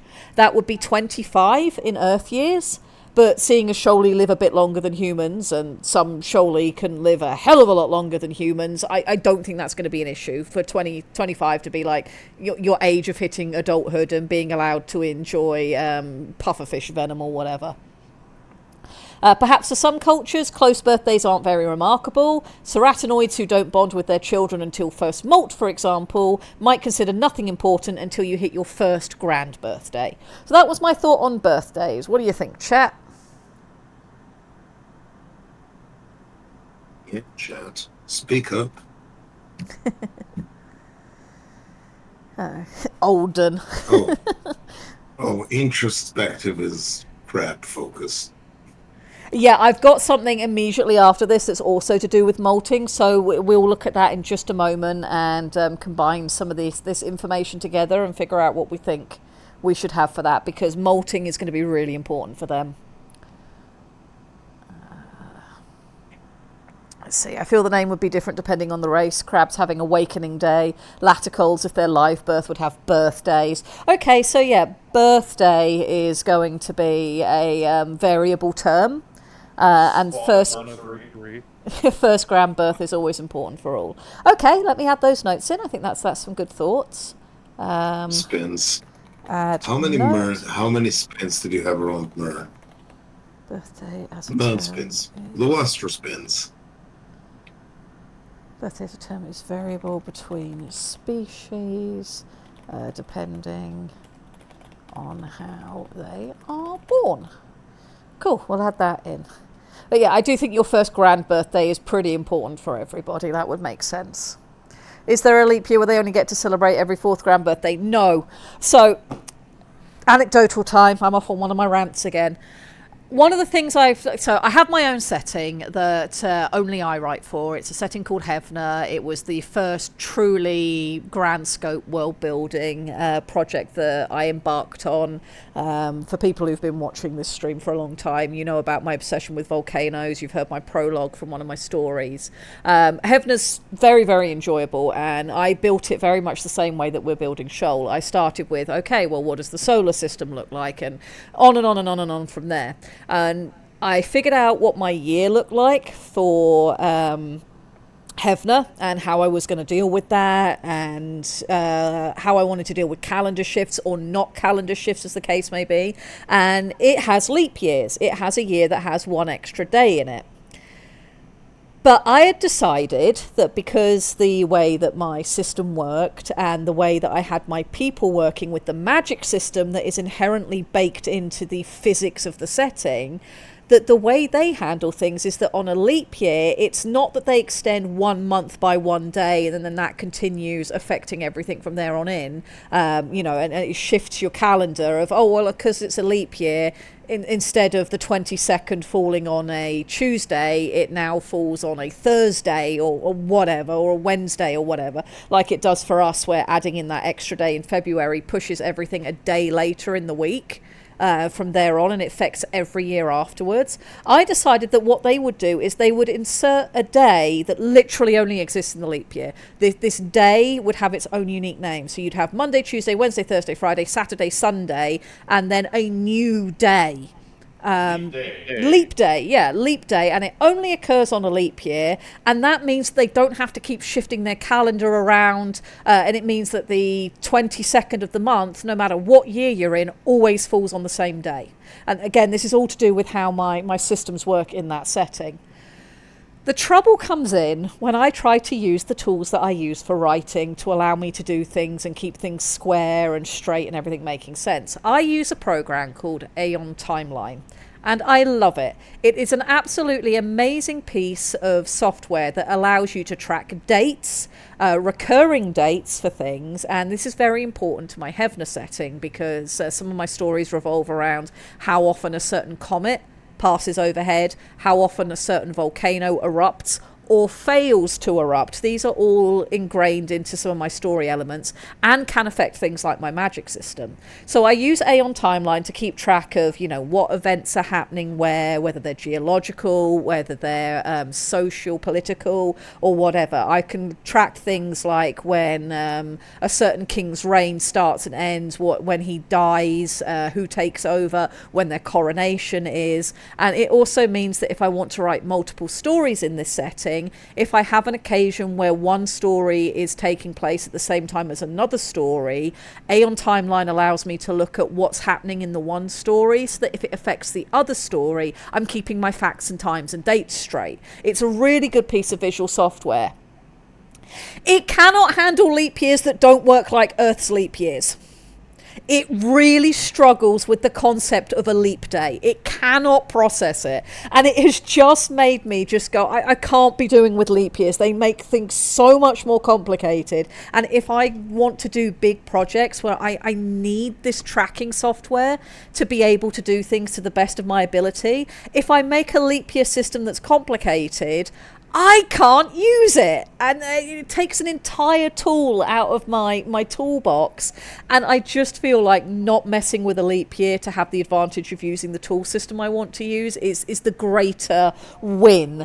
So no, we're not having leap years on SHOAL, especially not with our already complicated orbit. And there you go, there was your red rant for the week. I remember when you first discovered the problems with trying to do the leap year and how just infuriated you had gotten. It was funny to watch and at the same time kind of like, hey, chill, maybe don't blow a gasket. I remember how many cups of tea you brought me, yes. Yeah, there were many. Sort of tea. I typically drink English black tea most of the time because, like every good addict, I don't need all these fancy things. I don't need highfalutin green teas and white teas and floral teas. And no, just give me basic ass English black tea with a tiny splash of milk and more tannin than is sensible. I do enjoy other teas, though. I do enjoy other teas, but my default is just a nice English breakfast tea, a black tea. I said my piece. Okay, so... I will not comment about your taste later, Ed, but I will salute his.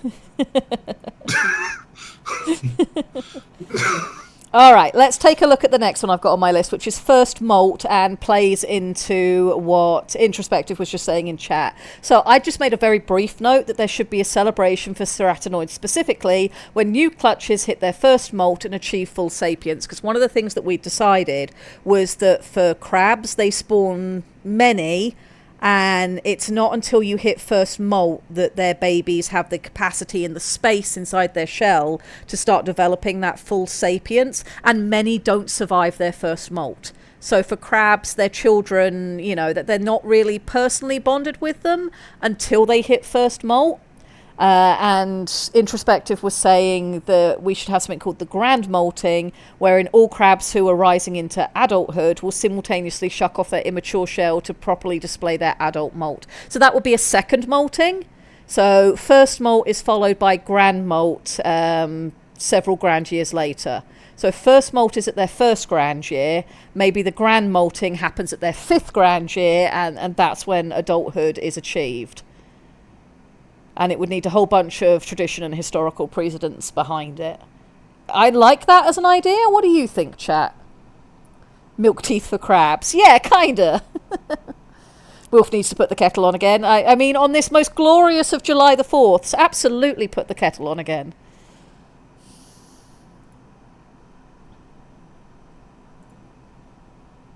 I do like the idea of a grand molting ceremony for adulthood. Can you imagine how embarrassing it is for the teenage ceratinoids to go up and schmolt in front of all the adults? Can you imagine? You're a teenager. You've only done it seriously once in your life, and then everyone's watching. Everyone are watching it. You'll have had several molts prior to this, but this will be your adult molt. This is what's happening as you hit your fifth close year. So you will have done it before. Oh my god. I mean, imagine a teenager. This coming of age ritual. The amount of Disney movies. Oh my god. Are we saying that the Pixar movie is developed by ceratinoids? Oh no. Ceratinoid Pixar second great molting day. Oh my god. Alright. How does crab lifespan affect their view of adulthood? I don't think their lifespan would have a huge effect on that, because what the important part is maturity. And for creatures that live a ridiculously long time in the real world, it doesn't affect when they mature for the most part. You mature at a sort of relatively normal. It's just that you don't die. You just keep going for a lot longer than everybody else. So I don't think we necessarily need to get too far into that with it being too complicated. Eric says they get a first name when they survive their first molt and a proper name when they become an adult. Pre-molts are usually referred to just by their parents' names and a number. I don't think that's entirely outside how we've got our crabs working. If they have their parents' sort of family name and a number until they hit pre-molt, until they hit their first molt and become an actual individual, and then they get a name, and that would make naming ceremonies very important to them. And I also like the idea of them maybe getting a proper name as an adult that becomes their working name, their craftsman's name. Whatever their craft may be. It doesn't necessarily need to be that, it means that all crabs must go into manual labour of some kind. Being a poet is still a craft, and having a craftsman's name would make sense. Okay, I don't want to make it all about Serena. Oh, no, we've got plenty of other festivals to go through. It's just that these ones happen to be at the top, and I think this makes sense. No. I just thoughts. They're dangerous and many. They are. They are. But what I do have to say is pictograms for crabs engraved into the shells so you can feel them. Like the Braille thing someone mentioned at some point. So second molt is when you get your pictogram engraved. And I think, that's a thought, it's the first time you get to choose what to put on your shell. It's like you get to choose your own pictogram instead of being beholden to your parental unit. Yeah, reasonable. And that would be such a strange concept to humanity engaging with them, and could make for some really interesting storytelling. Because for humans, that's going to seem like just such a weird way of doing things. But in terms of how ceratinoids develop, that makes a lot of sense. And it will make them really compelling in a story, because that's evocative stuff that you can play with. Because the concept of a name and meaning is something that's universal. And it's not a given name. It's a chosen name. It's a chosen name. It's not. You get to. Because ceratinoids are really all about really self-sufficiency and productivity and drive from within. And there's such an interesting concept of the sense of self, because working for the colony is a really good thing, but also being an individual, potentially wanting to achieve, the greatest shell you could inhabit, which might be a Titan, versus I want to keep my own. They've got this wonderful dichotomy you can play with. And of course, then you also have the consideration of the mark of this, for lack of a better term, this branding that happens is largely permanent. You are identifying that which you will choose. At least until you molt again. And if you choose to change it at your next molt, that should be a big deal, a significant life marker. Because your name is more, that which is engraved into your shell is more than just a name, it's an identity. Oh, I like this. This makes them so interesting. Oh, yeah. Okay, let's move on to our next thing, because we've done a lot of ceratinoids, and I really like that. Okay, so Angler's Revelry was one somebody suggested. A massive 3-day fishing festival that happens right at the peak of shoal summer, when the fish numbers are at their highest. So obviously it's not going to be summer. This would be at the height of the lambent season, I imagine. The first day is filled with fun and games, stage plays and other entertainment. The second day is the largest fishing competition on Shoal, the winner crowned king of the catch for the year until the next competition. The third day starts with a religious ceremony thanking the gods for such a bountiful catch, and then all the fish caught the second day is cooked up by numerous chefs from all across Shoal, turning the area into a dazzling display of booths and dishes. That felt correct. I really liked that one. My only note on that was that we don't have summer, but we do have the lambent season, which works just as well. Yeah. Of course, going back to the whole Gears of War thing, lambent having a very particular meaning there. Yeah, and they used it for the exact same reason that we used it. It's because of what the underlying meaning is, which is light. It's the light season, and the lambent in Gears of War are called that because they glow. Fucking glowies. Sorry, Cookie, it's because I hadn't flicked my mic up. As I say, after this stream, We're going to have some of July off because we won't have internet, but once we come back at the end of July, we're going to be in an actual house in separate rooms, and all of these little problems should go away because we will not be dealing with the world's least convenient living situation anymore.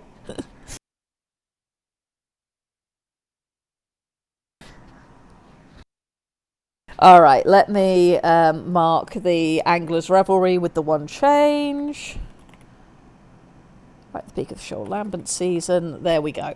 All right, and then the next one that was suggested was Rumblenacht, a festival created by the Forge Cities. It's all about displays of strength, strongman competitions, giant feasts, and the most unique aspect, grudge settling. Brawling is legal during the festival, and arenas spring up for people to settle their grudges with their fins or claws, with the only two rules being no killing and the grudge ends when the fight does. Most people not residing in the Forge Cities call it nothing more than a city-wide pub brawl and refuse to go. But there are those few mad souls who live for it and go every year. I mean, reminds me of Jerusalem every time someone particular bench, but yeah, Every time somebody what? I'll tell you later. Yeah, you It's a just little cut thing. out at that moment. Someone moves a ladder or a bench. It's an interesting thing. I'll tell you later. Anyway, Fair.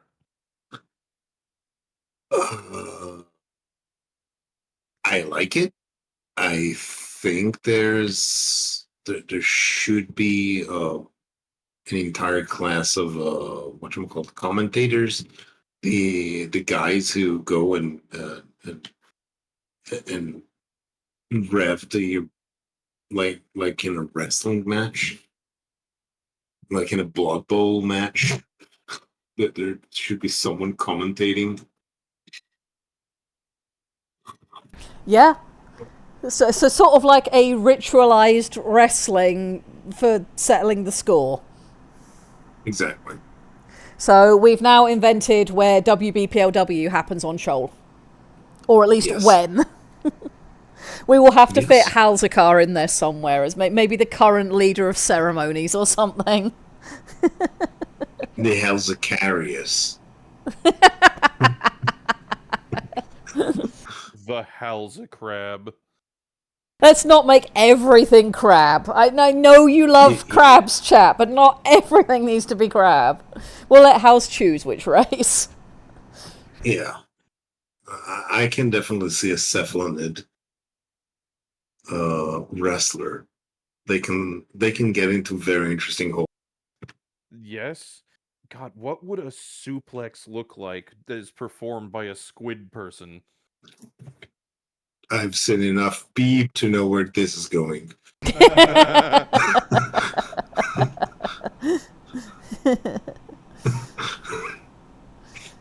Now trying to think of what Ceratinoid Parents' Days look like. So many kids. Well, we already decided that they don't start education until they succeed past first molt. So there won't be quite so many crabs at that point. How's a crab? Whale's a car. Both work. The car sounds Yeah, good. we'll let Hals choose. Lobster car. Lobster car. No. It's a shame we weren't doing this last week while we had him here. All right, we'll have a look at that. All right, what is our next festival we have? The Festival of Highest Tide. Since Shoal is a moon, not only are the tides affected by the lunar cycle, but they are affected by the solar cycle as well. When the moon is closest to the sun and when the tide naturally runs high, Shoalies celebrate highest tide. They celebrate by having intricate swimming choreography competitions started by the squid folk and broadened to now include everyone. There are special spray-themed treats and games for young Shoalies, and it is a time to reconnect to friends who swam far away or return back for the festival. I like that one. It's just nice. One more thing. Mm-hmm. It's highest tide on Shoal, right? Yes. It's also the part where you button everything down, because everything not buttoned down is getting carried away. That is true. Highest tide is not just a nice thing. A highest tide is kind of dangerous. So yeah. So added So notes. This is a way to come together and celebrate during Oh my god. some seriously turbulent tides. A Centaur, but it's the body of a lobster with a crab at the top, says guy on Broadway. And Mo's like, a lobster? God damn it, Mo. God Star damn it. of Limbo. Furthest point being isolationist, they should have their own traditions. Abso-fucking-lutely they should. Yes, that makes sense. That is the whole thing of this point. Realistically speaking, each of the major regions should have their own subset of traditions. Because if you think about it, even in something like, even in the UK, southern UK, northern UK, Scotland, Ireland, North Ireland all have their own distinct traditions. There's a lot of overlap, but even from village to village, there's going to be different traditional elements to it. Yeah, and that is something that we are going to get to. For now, I wanted to do sort of like the basic festivals that would affect everyone, which, there's certain things in life that affect everyone. Things like the concept of, harvest and plenty and times of scarcity, birthdays, etc. These are pretty universal. Once we get into defining our cultures that maybe are specifically around each of the major cities that we've put down, which that's how I think we'll be best off dividing up territory in terms of nations, is each of these central, large, noteworthy settlements probably has influence over an area around it. We can then go into those areas and establish our region-specific cultural traditions and more cultural stuff there. We probably won't get to that today, though. Though we obviously have come up with a few that are already somewhat regionally locked. The concept of Rumblenucht being a Forge City thing, that's already regionally locked and becomes cultural to the Forge Cities, though there'll be variants between the different Forge Cities, especially from the first Forge City, Karaskar, and the one that's furthest away down in the south of the moon. They'll probably have very different ways of handling Rumblenucht. So we do have the space to do that. I just don't think we'll get into those intricacies today. I do want to, though. And we'll have knives in Rumpelnacht for a knife fight city. Okay, so one of the Forge cities has Knife Fight City going on in it. Excellent. Somebody can let the Knife Fight City guys know about it once we write it up. All right, let's carry on. We have lowest tide at the opposite end of the year. Everyone has had to dive a little deeper because there's a little more ice and the tides are naturally low. So it's dark, gloomy, and shoalies who normally float higher have to deal with less light. They befriend deeper sea creatures who share their bioluminescent, but mostly, as longest night is for many on Earth, lowest tide is a time for reflection, cuddling down in the depths and staying safe. Unfortunately, on the fringes, some criminal types have chosen to use this dark time to be stupid. So a tradition started of making a chain of bioluminescent around as much of their part of the sea as they can. Any land dwellers might be able to see a chain of sparkling lights in the depths as shoalies fight the dark and the darkness in the heart while reflecting and keeping safe themselves. So this would be, I think, when lowest tide converges with a tenebrous season, so when things are at their darkest, and it's going to be a celebration of lights. Yes. I think that works just fine. 10 out of 10, no notes. Perfect. All right, the next one we had is Spirit Soaring. Celebrated when Shoal passes through the rings of Luastra and meteor showers are much more common. Generally, a more sombre series of gatherings to remember those that passed since last soaring, but its last day is always marked by a celebration of those spirits yet to come to grace the world. One verse must end so that another may begin. I liked that one as well. I was pretty much 10 out of 10, no notes. Sort of a combination. I really like the thought that the streaks of light across the heavens as they reflect are considered the spirits either leaving or arriving in accordance to the direction they move across the sky. Yeah. Yeah, and the idea that at the end of it, you know, you've had this celebration of remembrance during a hard time because Skyfall, because that's when this would be, is during Skyfall, is, you know, it's a turbulent time and would bring these somber thoughts to mind. And I'm sure people die during Spirit Soaring because it is Skyfall, and that's just a thing. But to end it with that positive note of that there's still more life to come, etc., etc., I've just really liked that note. I thought that was pretty cool. Yeah. Agreed. Also, Guy on Broadway says, in real life, low tide is a good time for shoreline scavengers to pick at the rock pools. So maybe there's more crime as non-aquatic looters can pick at things exposed by the receding water. That's the sort of cultural note I think we'll want to put in that affects specifically some of the land cities. And maybe affects how they celebrate this particular festival.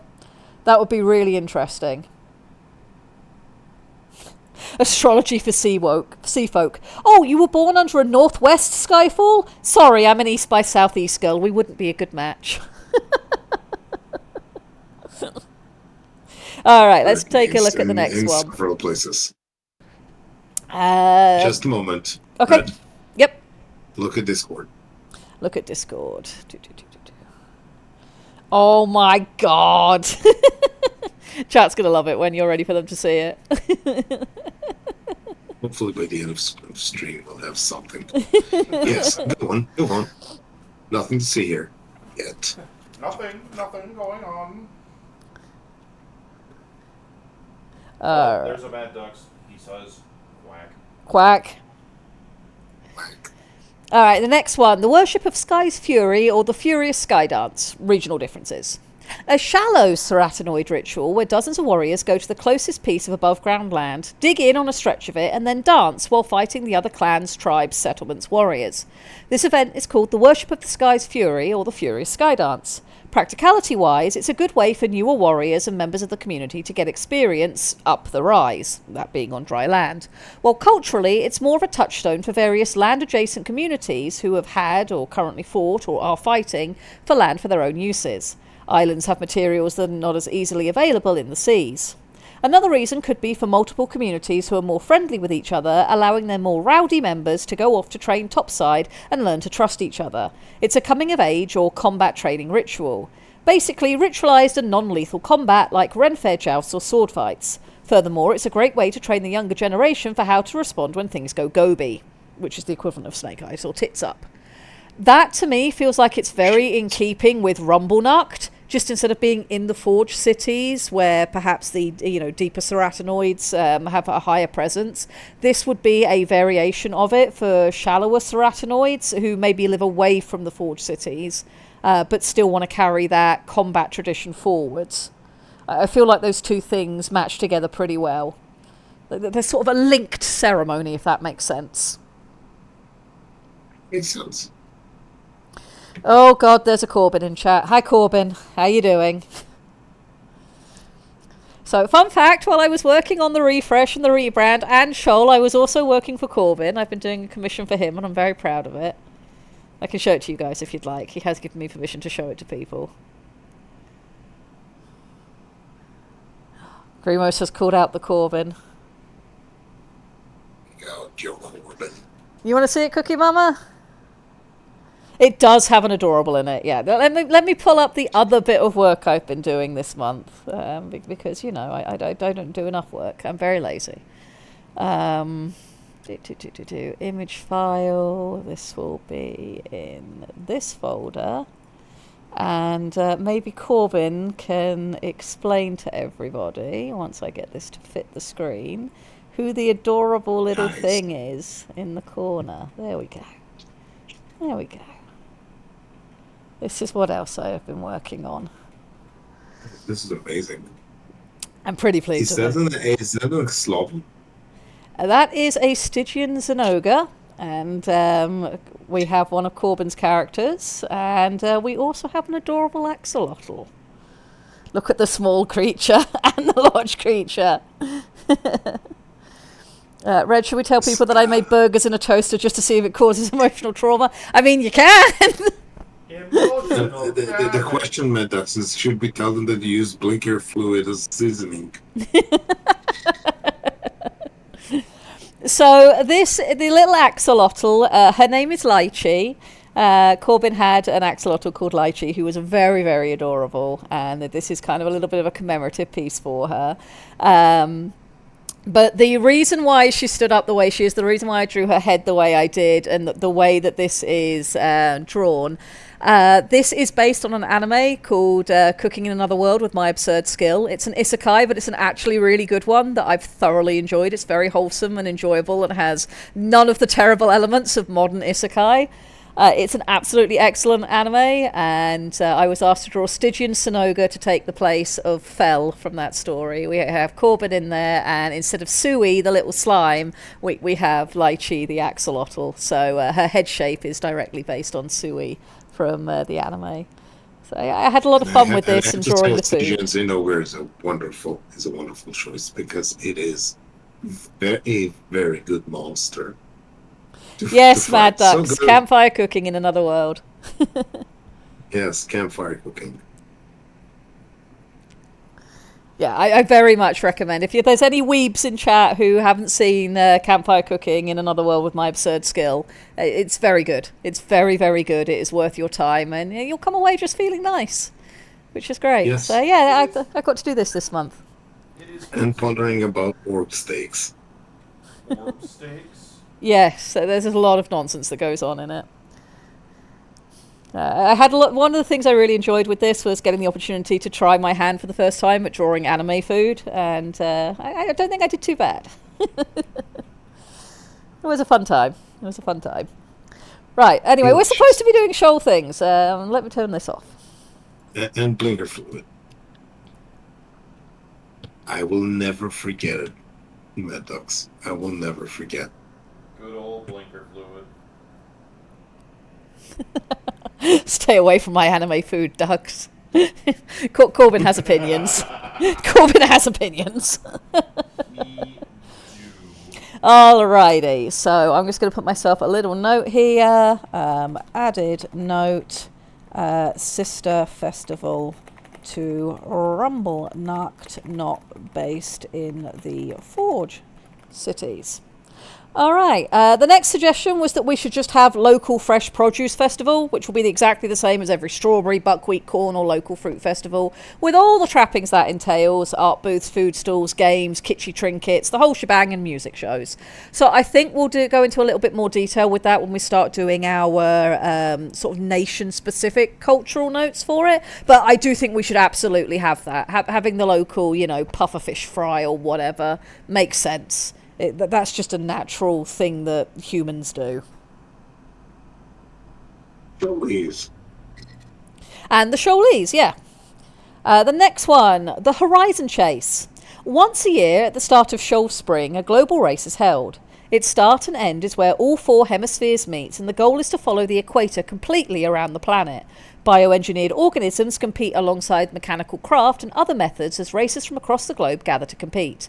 The race is inspired by an old legend that states that a now nameless god once circled the globe, pushing back winter's icy grasp. This is inspired by the Cannonball Run. So we won't be using spring and winter, but what this could be is that this is in the gloam season that comes after a tenebrous season. So as the dark recedes and the light comes in, and you're pushing back the dark and the ice as we're heading towards another light season. That's the only changes I would make to this, but I'm absolutely on board for this. And what I really liked about Horizon Chase as a concept for a festival is it would be a more modern one.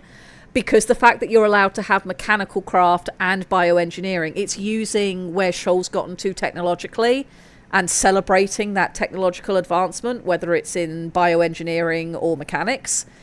And I like the idea of, more modern festivals as well as old ones that date back to ye olden times. It really reminds me of the horse people from Fading Suns. They had such a festival right up in the story, Mm-hmm. because they're horse people, that they race the heavens, Um,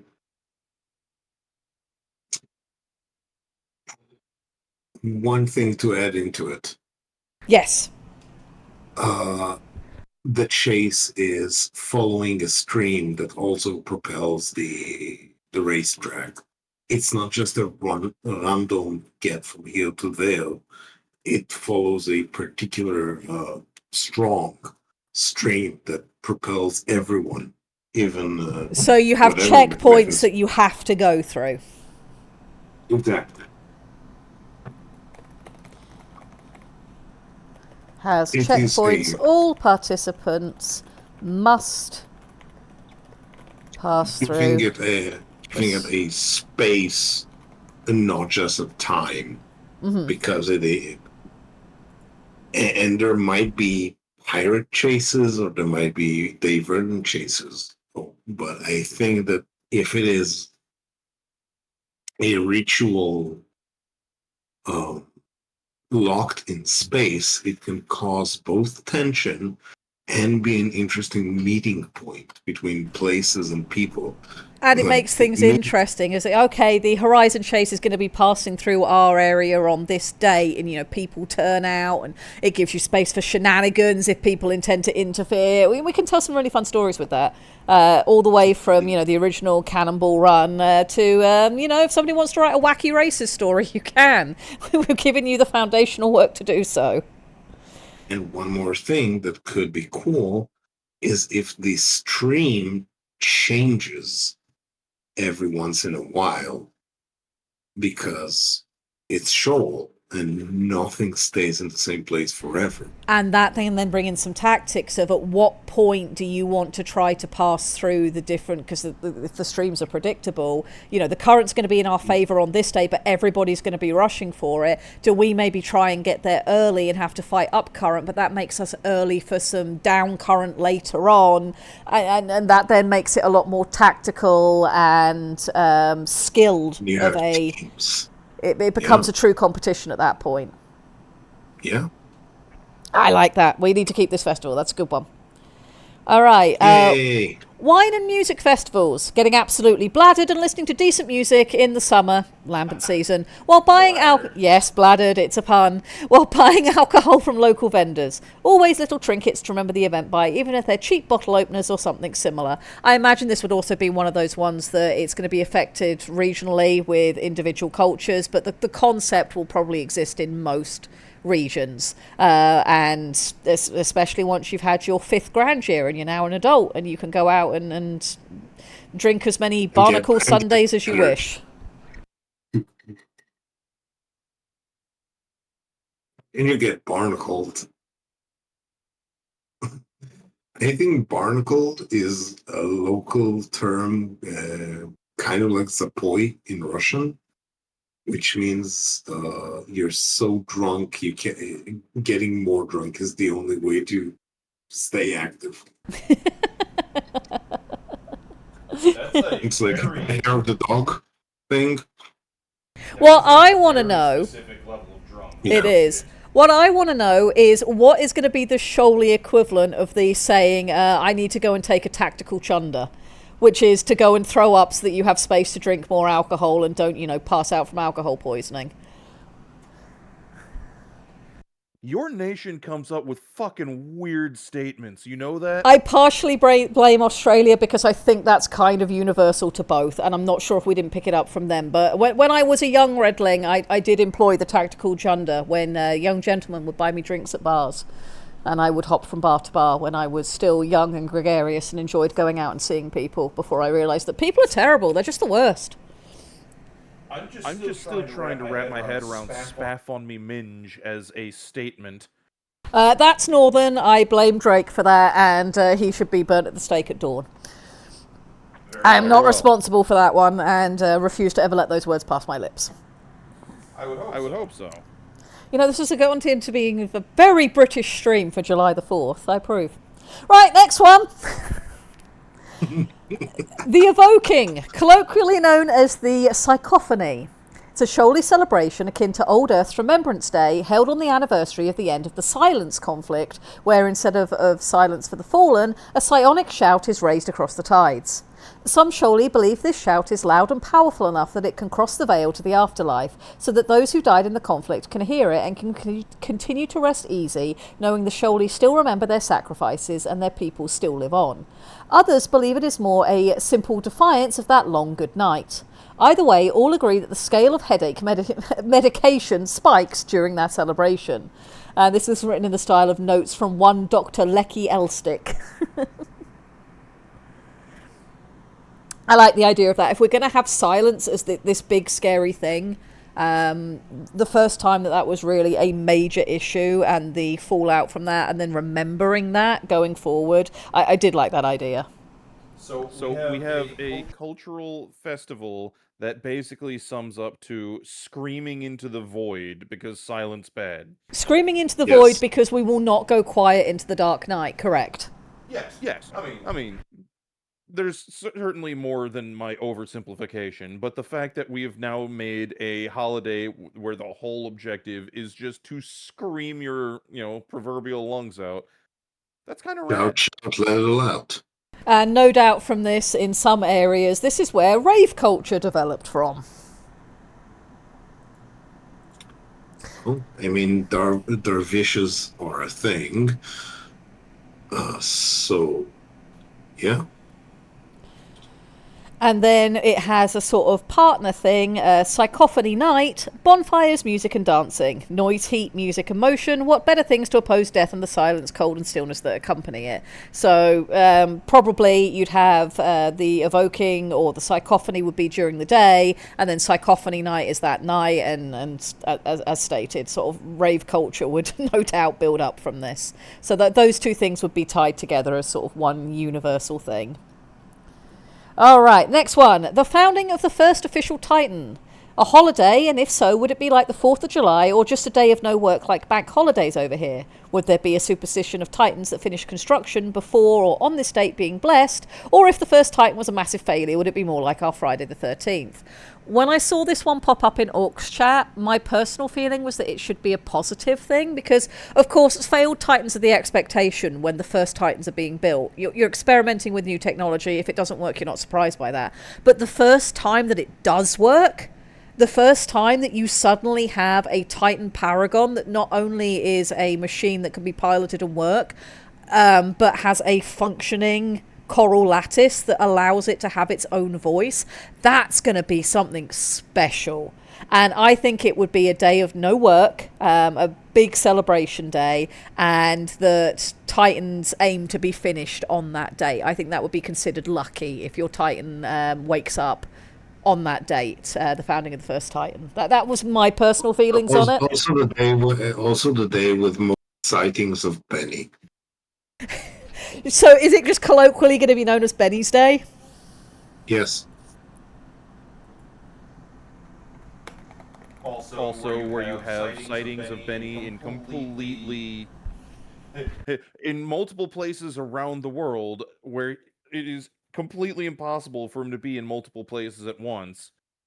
Take no more questions. But people are adamant that they saw him, even if, that's impossible because photo evidence has him over here. I'll take no more questions.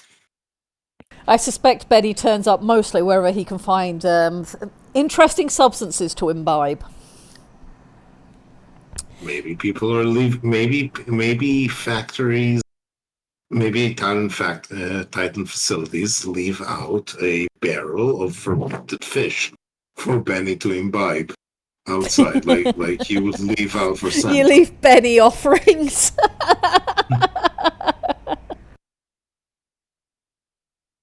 More and more, he is becoming a cryptid.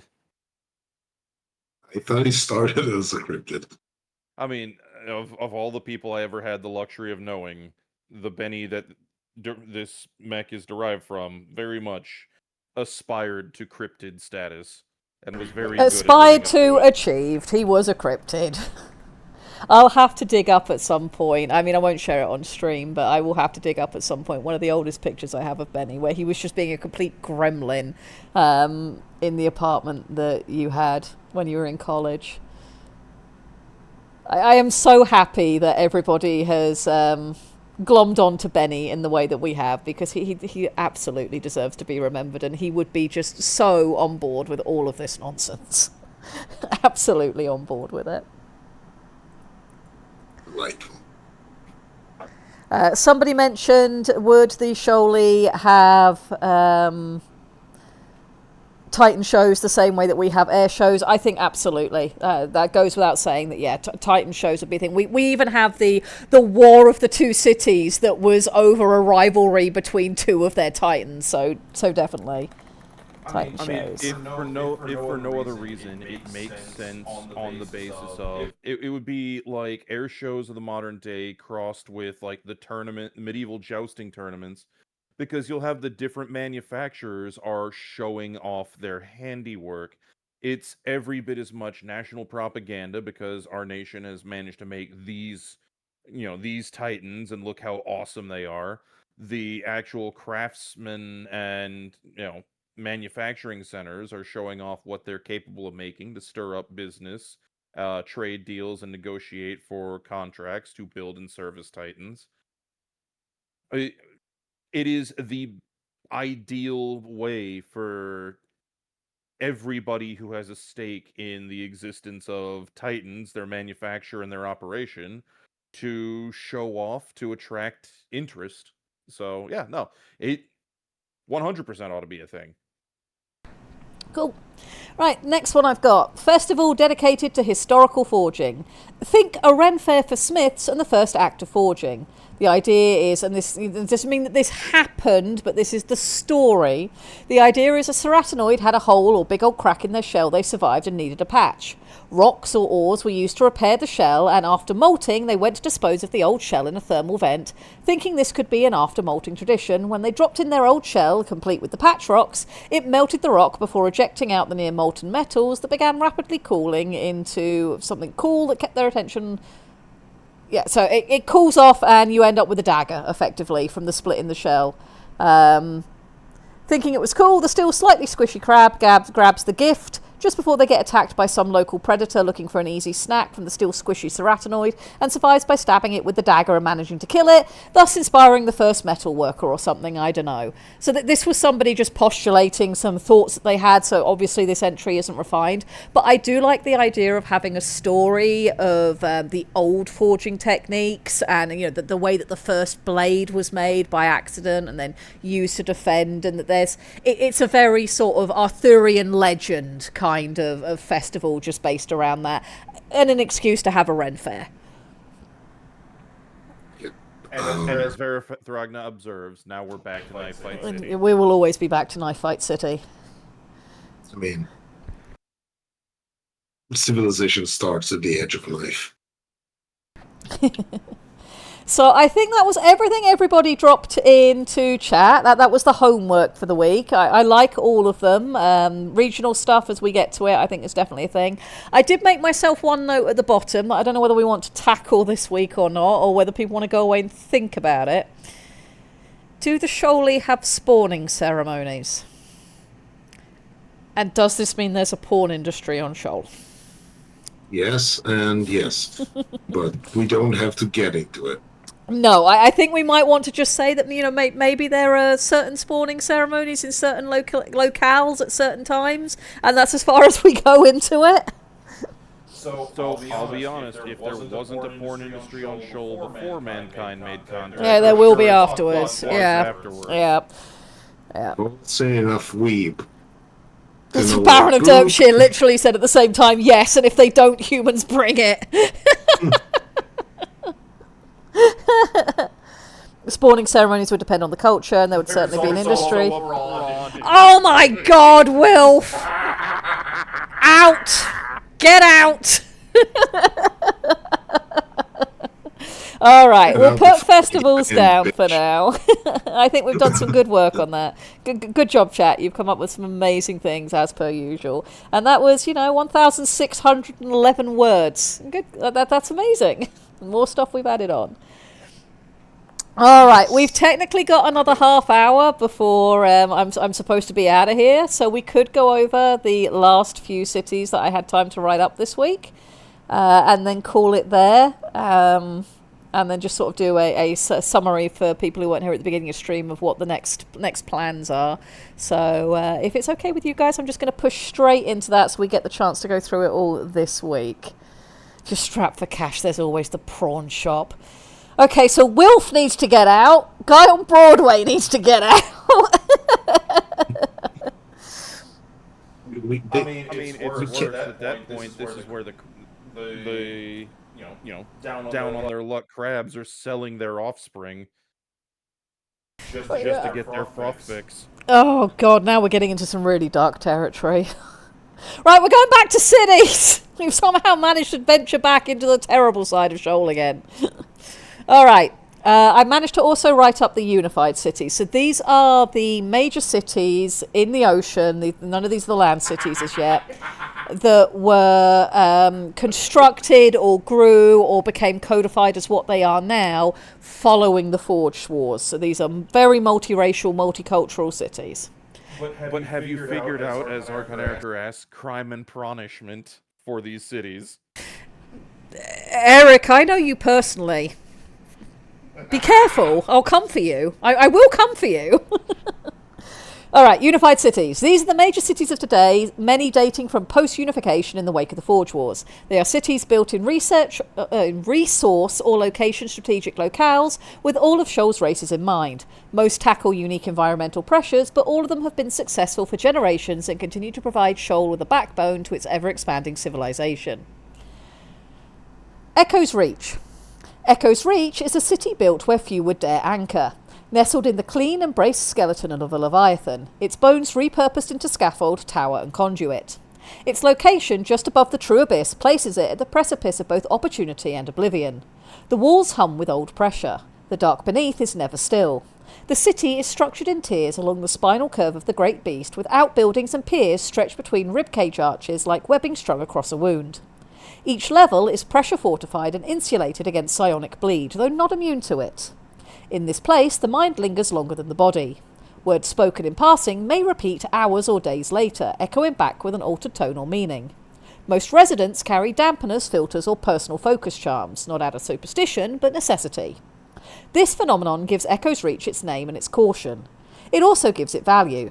Deep within the city's inner shell are memory chambers, spaces where psionic echoes are gathered, studied, and in rare cases interpreted. Some echoes are remnants of speech. Others are not.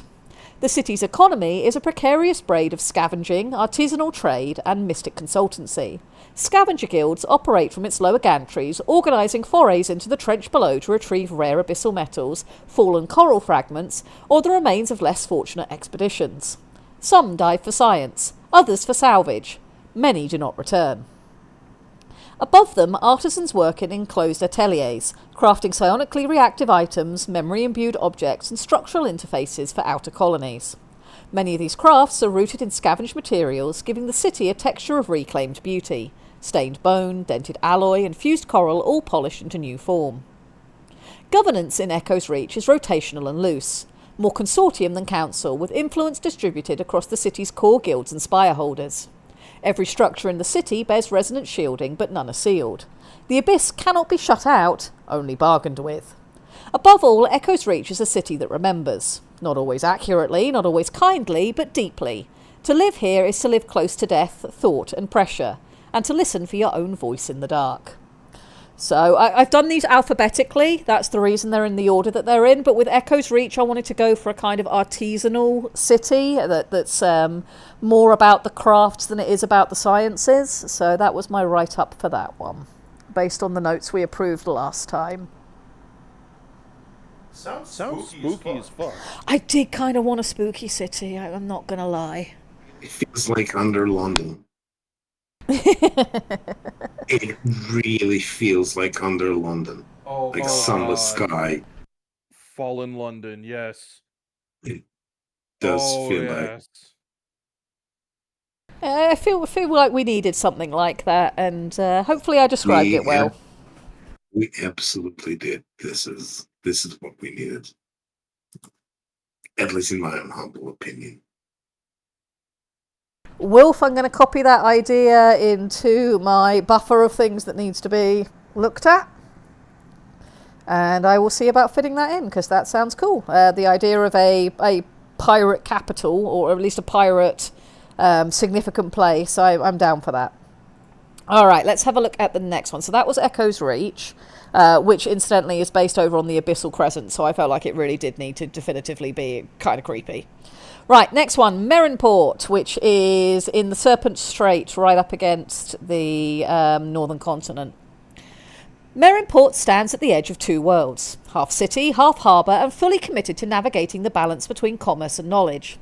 Originally established as a shallow water port, it grew upward and outward during the early years of unification, becoming one of the first cities to deliberately bridge land and sea, not just physically, but administratively. The city is divided into two interlinked halves. The lower docks and reefside quarters, built into the tidal shelf and supported by underwater pillars and substructure arches, and the upper terraces, land-based districts built along the rising bluffs above the port, housing campuses, forums and diplomatic archives. Trade runs deep through Merinport's foundation.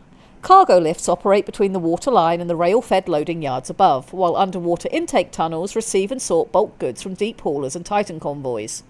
Beneath the docks, Selachian berths are carved directly into the submerged seawalls, broad, open zones where sharkfolk mercenaries, escorts and naval consultants berth between assignments. These chambers are stark but respected, maintained with pride and negotiated autonomy.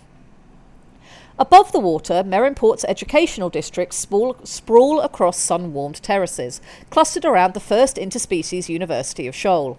Its halls host scholars from all across the moon, with zoning accommodations for aquatic, semi-aquatic and land-based species. Debate is common, encouraged and institutionalised. Argument is seen as a tool, and forums are open to all accredited voices. From marine navigation theory to coral compatibility studies, knowledge is the city's chief export and its pride. Yet Merinport does not restructure itself for every visitor.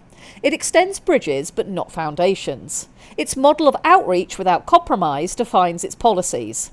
Zoning laws that preserve tidal flow, academic programs with mobile exchange satellites, and neutral grounds where no species can claim dominance. Cultural festivals are frequent here, often hosted in the wide surfside amphitheatres that rise with the tide. These events highlight both the intellectual diversity and the operational clarity that Merinport insists upon. Visitors expecting warmth are often met with precision. Those expecting rigidity may find innovation. Merinport is not the most accessible city. It is not the oldest, nor the grandest, but it is where worlds negotiate, where learning is put into practice, and where every visitor understands. Here, dialogue is not decoration. It is design. So, academic city.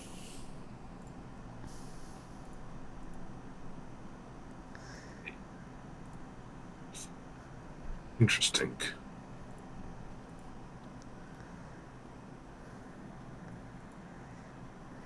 Relatively simple one, considering where it's nestled. Considering it's right in the middle of Laticold territory as they began to expand out, but also, along the gorge that the Selachians and etc. came from, I just felt like it made sense for it to be a academic centre, as well, of course, as a trade centre, because it's right on the strait through the middle.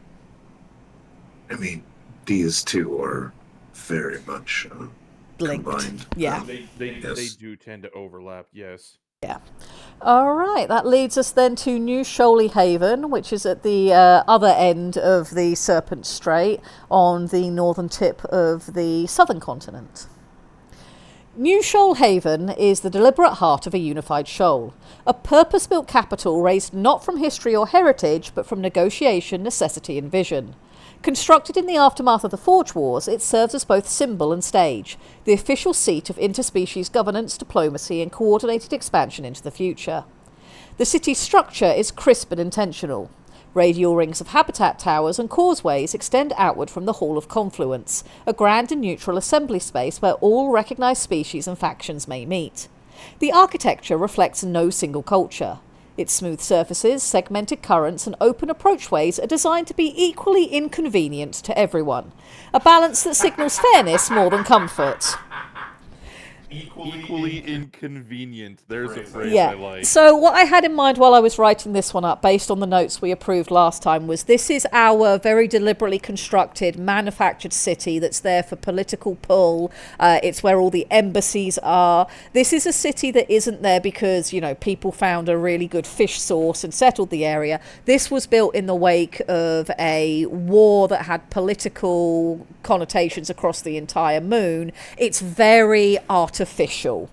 And whenever you build something that's artificial but is also trying to be inclusive, it's always inconvenient for everyone. It's Milton Keynes, but in the water. You have created the UN headquarters if it became a full city. Yes! Above the waterline, spires and surface domes rise in a glittering crescent along the reef shelf's edge, including a permitted human quarter kept under watch and restriction.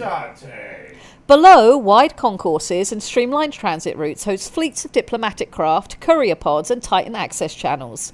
New SHOAL sits directly along key patrol and trade routes, reinforcing its status as a hub of movement and control. Cleanliness and order are visible mandates. Every passage is scrubbed, every transit tunnel polished, and all growth is shaped or cleared. Aesthetic uniformity is part of the city's philosophy. Neither too alien nor too familiar, just curated enough to be presentable to all. The city's reflection in the surface above is sharp and brilliant, a mirror of unity. And yet, beneath the gleam, an undercurrent lingers. The city's lower districts, service alleys, old engineering shafts, overflow tunnels, are hidden from public view. These back channels support the real infrastructure, the workers, couriers, cleaners and engineers who keep the gears of peace turning. Some say the old hierarchies still echo here. Some say they are never stopped. Still, New Shoalhaven holds. It is not loved, perhaps, but it is respected. It does not reflect where Shoal came from. It reflects where Shoal intends to go. Artificial. UN meets the Vatican. It feels like Babylon 5. I feel that if we're going to have stories where, you know, we've got this connection now with humanity having arrived, we know that we've had this unification after the Forge Wars. I felt like, we approved the notes last week where we were talking about that, you know, we've kind of needed to have this artificial post-trauma city that's built to try and be not that, but people will be people. So what I'm really interested in with the homework for this upcoming couple of weeks is what the underworld of New Shoal looks like, because for all it's going to be one of the most pristine and peaceful and unified, and we're all trying our best, guys, on the surface, you just know that's the kind of city that has the most debauched sin parlors hidden in its very deepest depths. Oh yeah, the rich and powerful have their vices, and they have the means to indulge. And we have to have places for 007 to go to. Yes. And of course, yes, the New Shoal would be a huge feature in 007 movies. Yeah. Yes. It's like Budapest. Yep. And this whole thing is, shit, we're basically saying, what is the Shadowrun scene of the international neutral ground of Shoal look like? It's the Shoal version of Shadowrun Seattle. Ed says, I detect a little fear of humans with them being watched, which tracks. Looking at the notes that you'd made over in the orcs for, humanity having its enclaves and having interacting with Shoal only through their own particular groups that kind of maintain that, so that no side is really having an issue with how exploitative either side could be. It felt like this was the way that things should be handled. That New Shoal will have an area that's welcoming to humans, but also watched. So it's that sort of mutual caution in both directions. And for humanity, that's partly a good thing because Shoal's goddamn lethal. So that was where that came from. So I'm glad that tracks with you. When you're thinking about lethal, observe in Discord. Oh boy, where are we at now? Ah, fabulous. I will pop that up just before we finish. I'm going to try and get through these last few bits because we're coming to the end of our slot and I've got 2 more to go through. So I'm going to go through them really quick, show the thing, then we'll get out of here and then Striker won't come for me in my sleep. All right, Song Gorge. Song Gorge is not merely a city. It is an echo chamber of history carved into the fault-line stone of an ancient undersea gorge and laced with resonance-reactive coral. Its earliest structures were grown during the closing years of the Forge Wars, not as a home, but as a field. A sacred battlefield where rivals could clash under strict codes in sound and motion without bloodshed. So this might be where one of the festivals we discussed started, not Rumble Nacht, the sister one. That legacy remains. The city's central structure, the Resonant Hall, is both dueling ground and performance space, its architecture tuned to capture frequency, pulse and intent. Combat here is not purely physical. It is ritualized, often musical and deeply symbolic. Victory is not always determined by strength, but by control, composition and resonance. Grudges may still be aired in the ring, but so too are debates, debts and declarations. As centuries passed, Song Gorge grew, sprawling outward from its ceremonial heart into twisting canyon arms, with homes and guild halls etched into the living reef stone, suspended by tension-grown coral braces and echo-dampening silk root fibres. Sound here travels in strange ways. Entire neighbourhoods are calibrated to absorb or enhance certain tones. Citizens tune their dwellings like instruments. At its core lies the Grand Harmonic Archive, the largest curated collection of choral recordings on Shoal, a living vault of stories, songs, histories and personal testimony. Unlike the isolated vaults of Karasket or Howen, this archive is performative and open, constantly growing through reenactment, ritual recitation and new harmonic contributions. Song Gorge remembers everything, but it also relives it. The city is governed through a triad concord, the voice of the archive, the master of rings, and the tally-right, each representing art, ritual, and record. Their rule is not always unified, but it is always heard. Song Gorge is also home to the Guild of Adventurer Librarians and Bankers, a bizarre yet vital institution that grew out of the city's role in managing historical disputes and safeguarding knowledge. Members of the guild act as memory brokers, expedition underwriters, combat referees and travelling archivists, equally comfortable judging a duel or appraising a myth fragment retrieved from the abyss. Life in Song Gorge is not quiet. It is resonant. Every sound carries, every story lingers, and every movement is shadowed by meaning. It is a city where memory is currency, combat is conversation, and silence means something is very, very wrong. In other words, it's the origin town of all the bard characters in Shoal. Yes, who are probably also bankers because of how our system works. Very good. That means that vicious mockery is where the cantrip. So we're implying that the concept of the bard was a mimetic bleed that went from Shoal to Earth, and Bubble 07 came back. This is also going to be, no doubt, where some of the grandest of the Titan shows will take place. Maybe not exclusively where they take place, but like, how you'll get local air shows, but certain places are much bigger than others for it. Yes, Vera Thragner, they have a bard system. I hate you. Oh my god. All right, This is bad.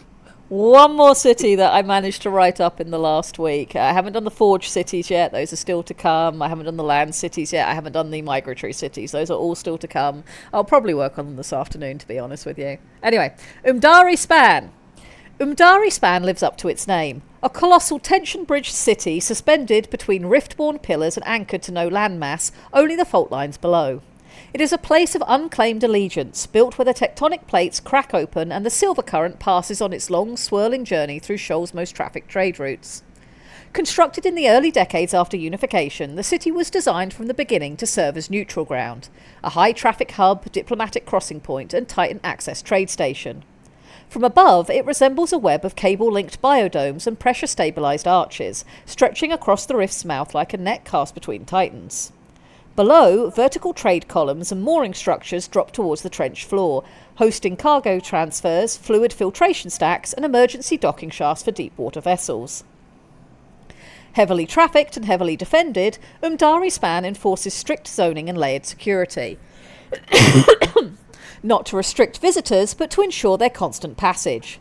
This is a city designed to keep moving. Citizens and travellers pass through domes of varying pressure, tailored to different species, connected by calibrated transit corridors and constantly monitored gates. Some live here, most do not, but everyone comes here eventually. Its diplomatic district, housed in the central spindle column, is as ceremonial as it is functional. Delegations meet in shielded negotiation bubbles suspended over the rift, a literal reminder of what peace prevents them from falling into. Dozens of language cliques pass through its halls every hour. Disputes are processed with clockwork formality, aided by a cadre of cross-trained adjudicators and translators.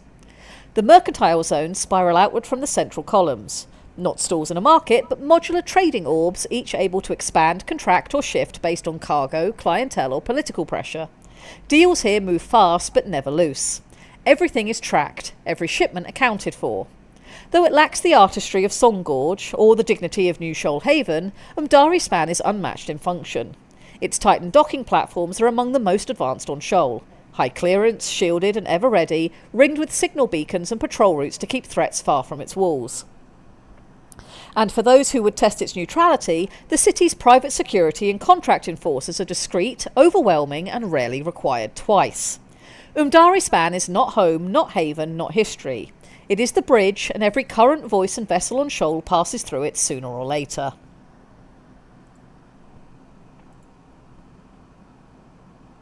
I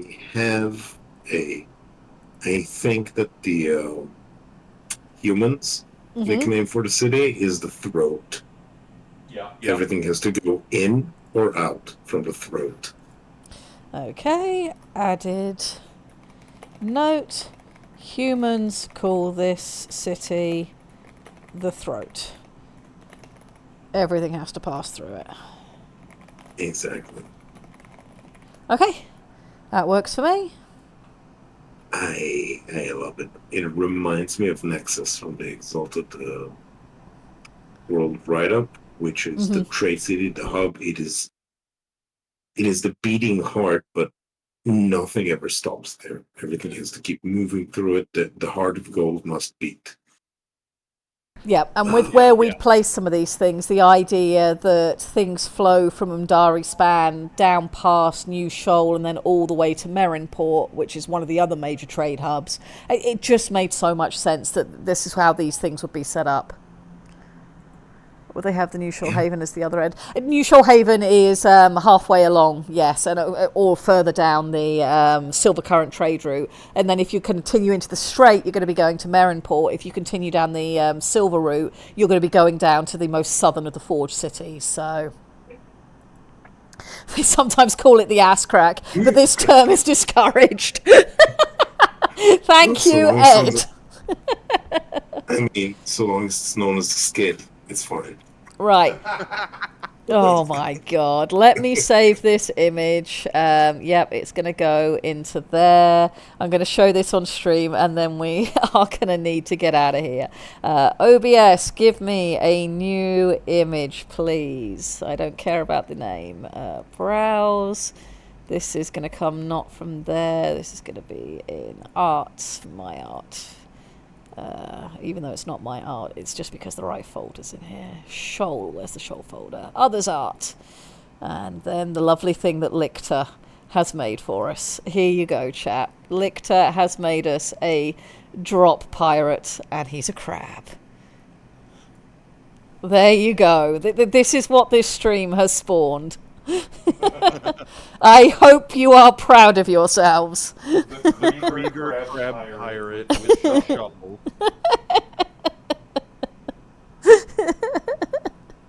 Tactical shovel, yes. You did this, chat. You did this. This is your fault. That's on you, chat. That's on you. I take no responsibility. That's on you. You made me do that. All right. This is surely mimetic biofeedback. Oh my god. Look at all the crabs marching in chat. Proud of you, chat. Proud of you. Alrighty, we're going to need to get out of here because we are very much coming towards the end of our time slot. For anyone who wasn't here at the beginning, as I now have 45 of you wonderful people here, month of July, Iden and I finally going home, but we won't have furniture and we won't have internet, so we probably... We probably will not have streams for the majority of July. We will be back at the end. So expect at least 2 weeks without SHOAL here. I'm going to be working on SHOAL off stream, trying to get a ton of the extra notes that I just haven't had time to write up yet. I'm going to be trying to work on those, close out some more projects that when I come back with you guys, we can hurl ourselves into the deep end once more.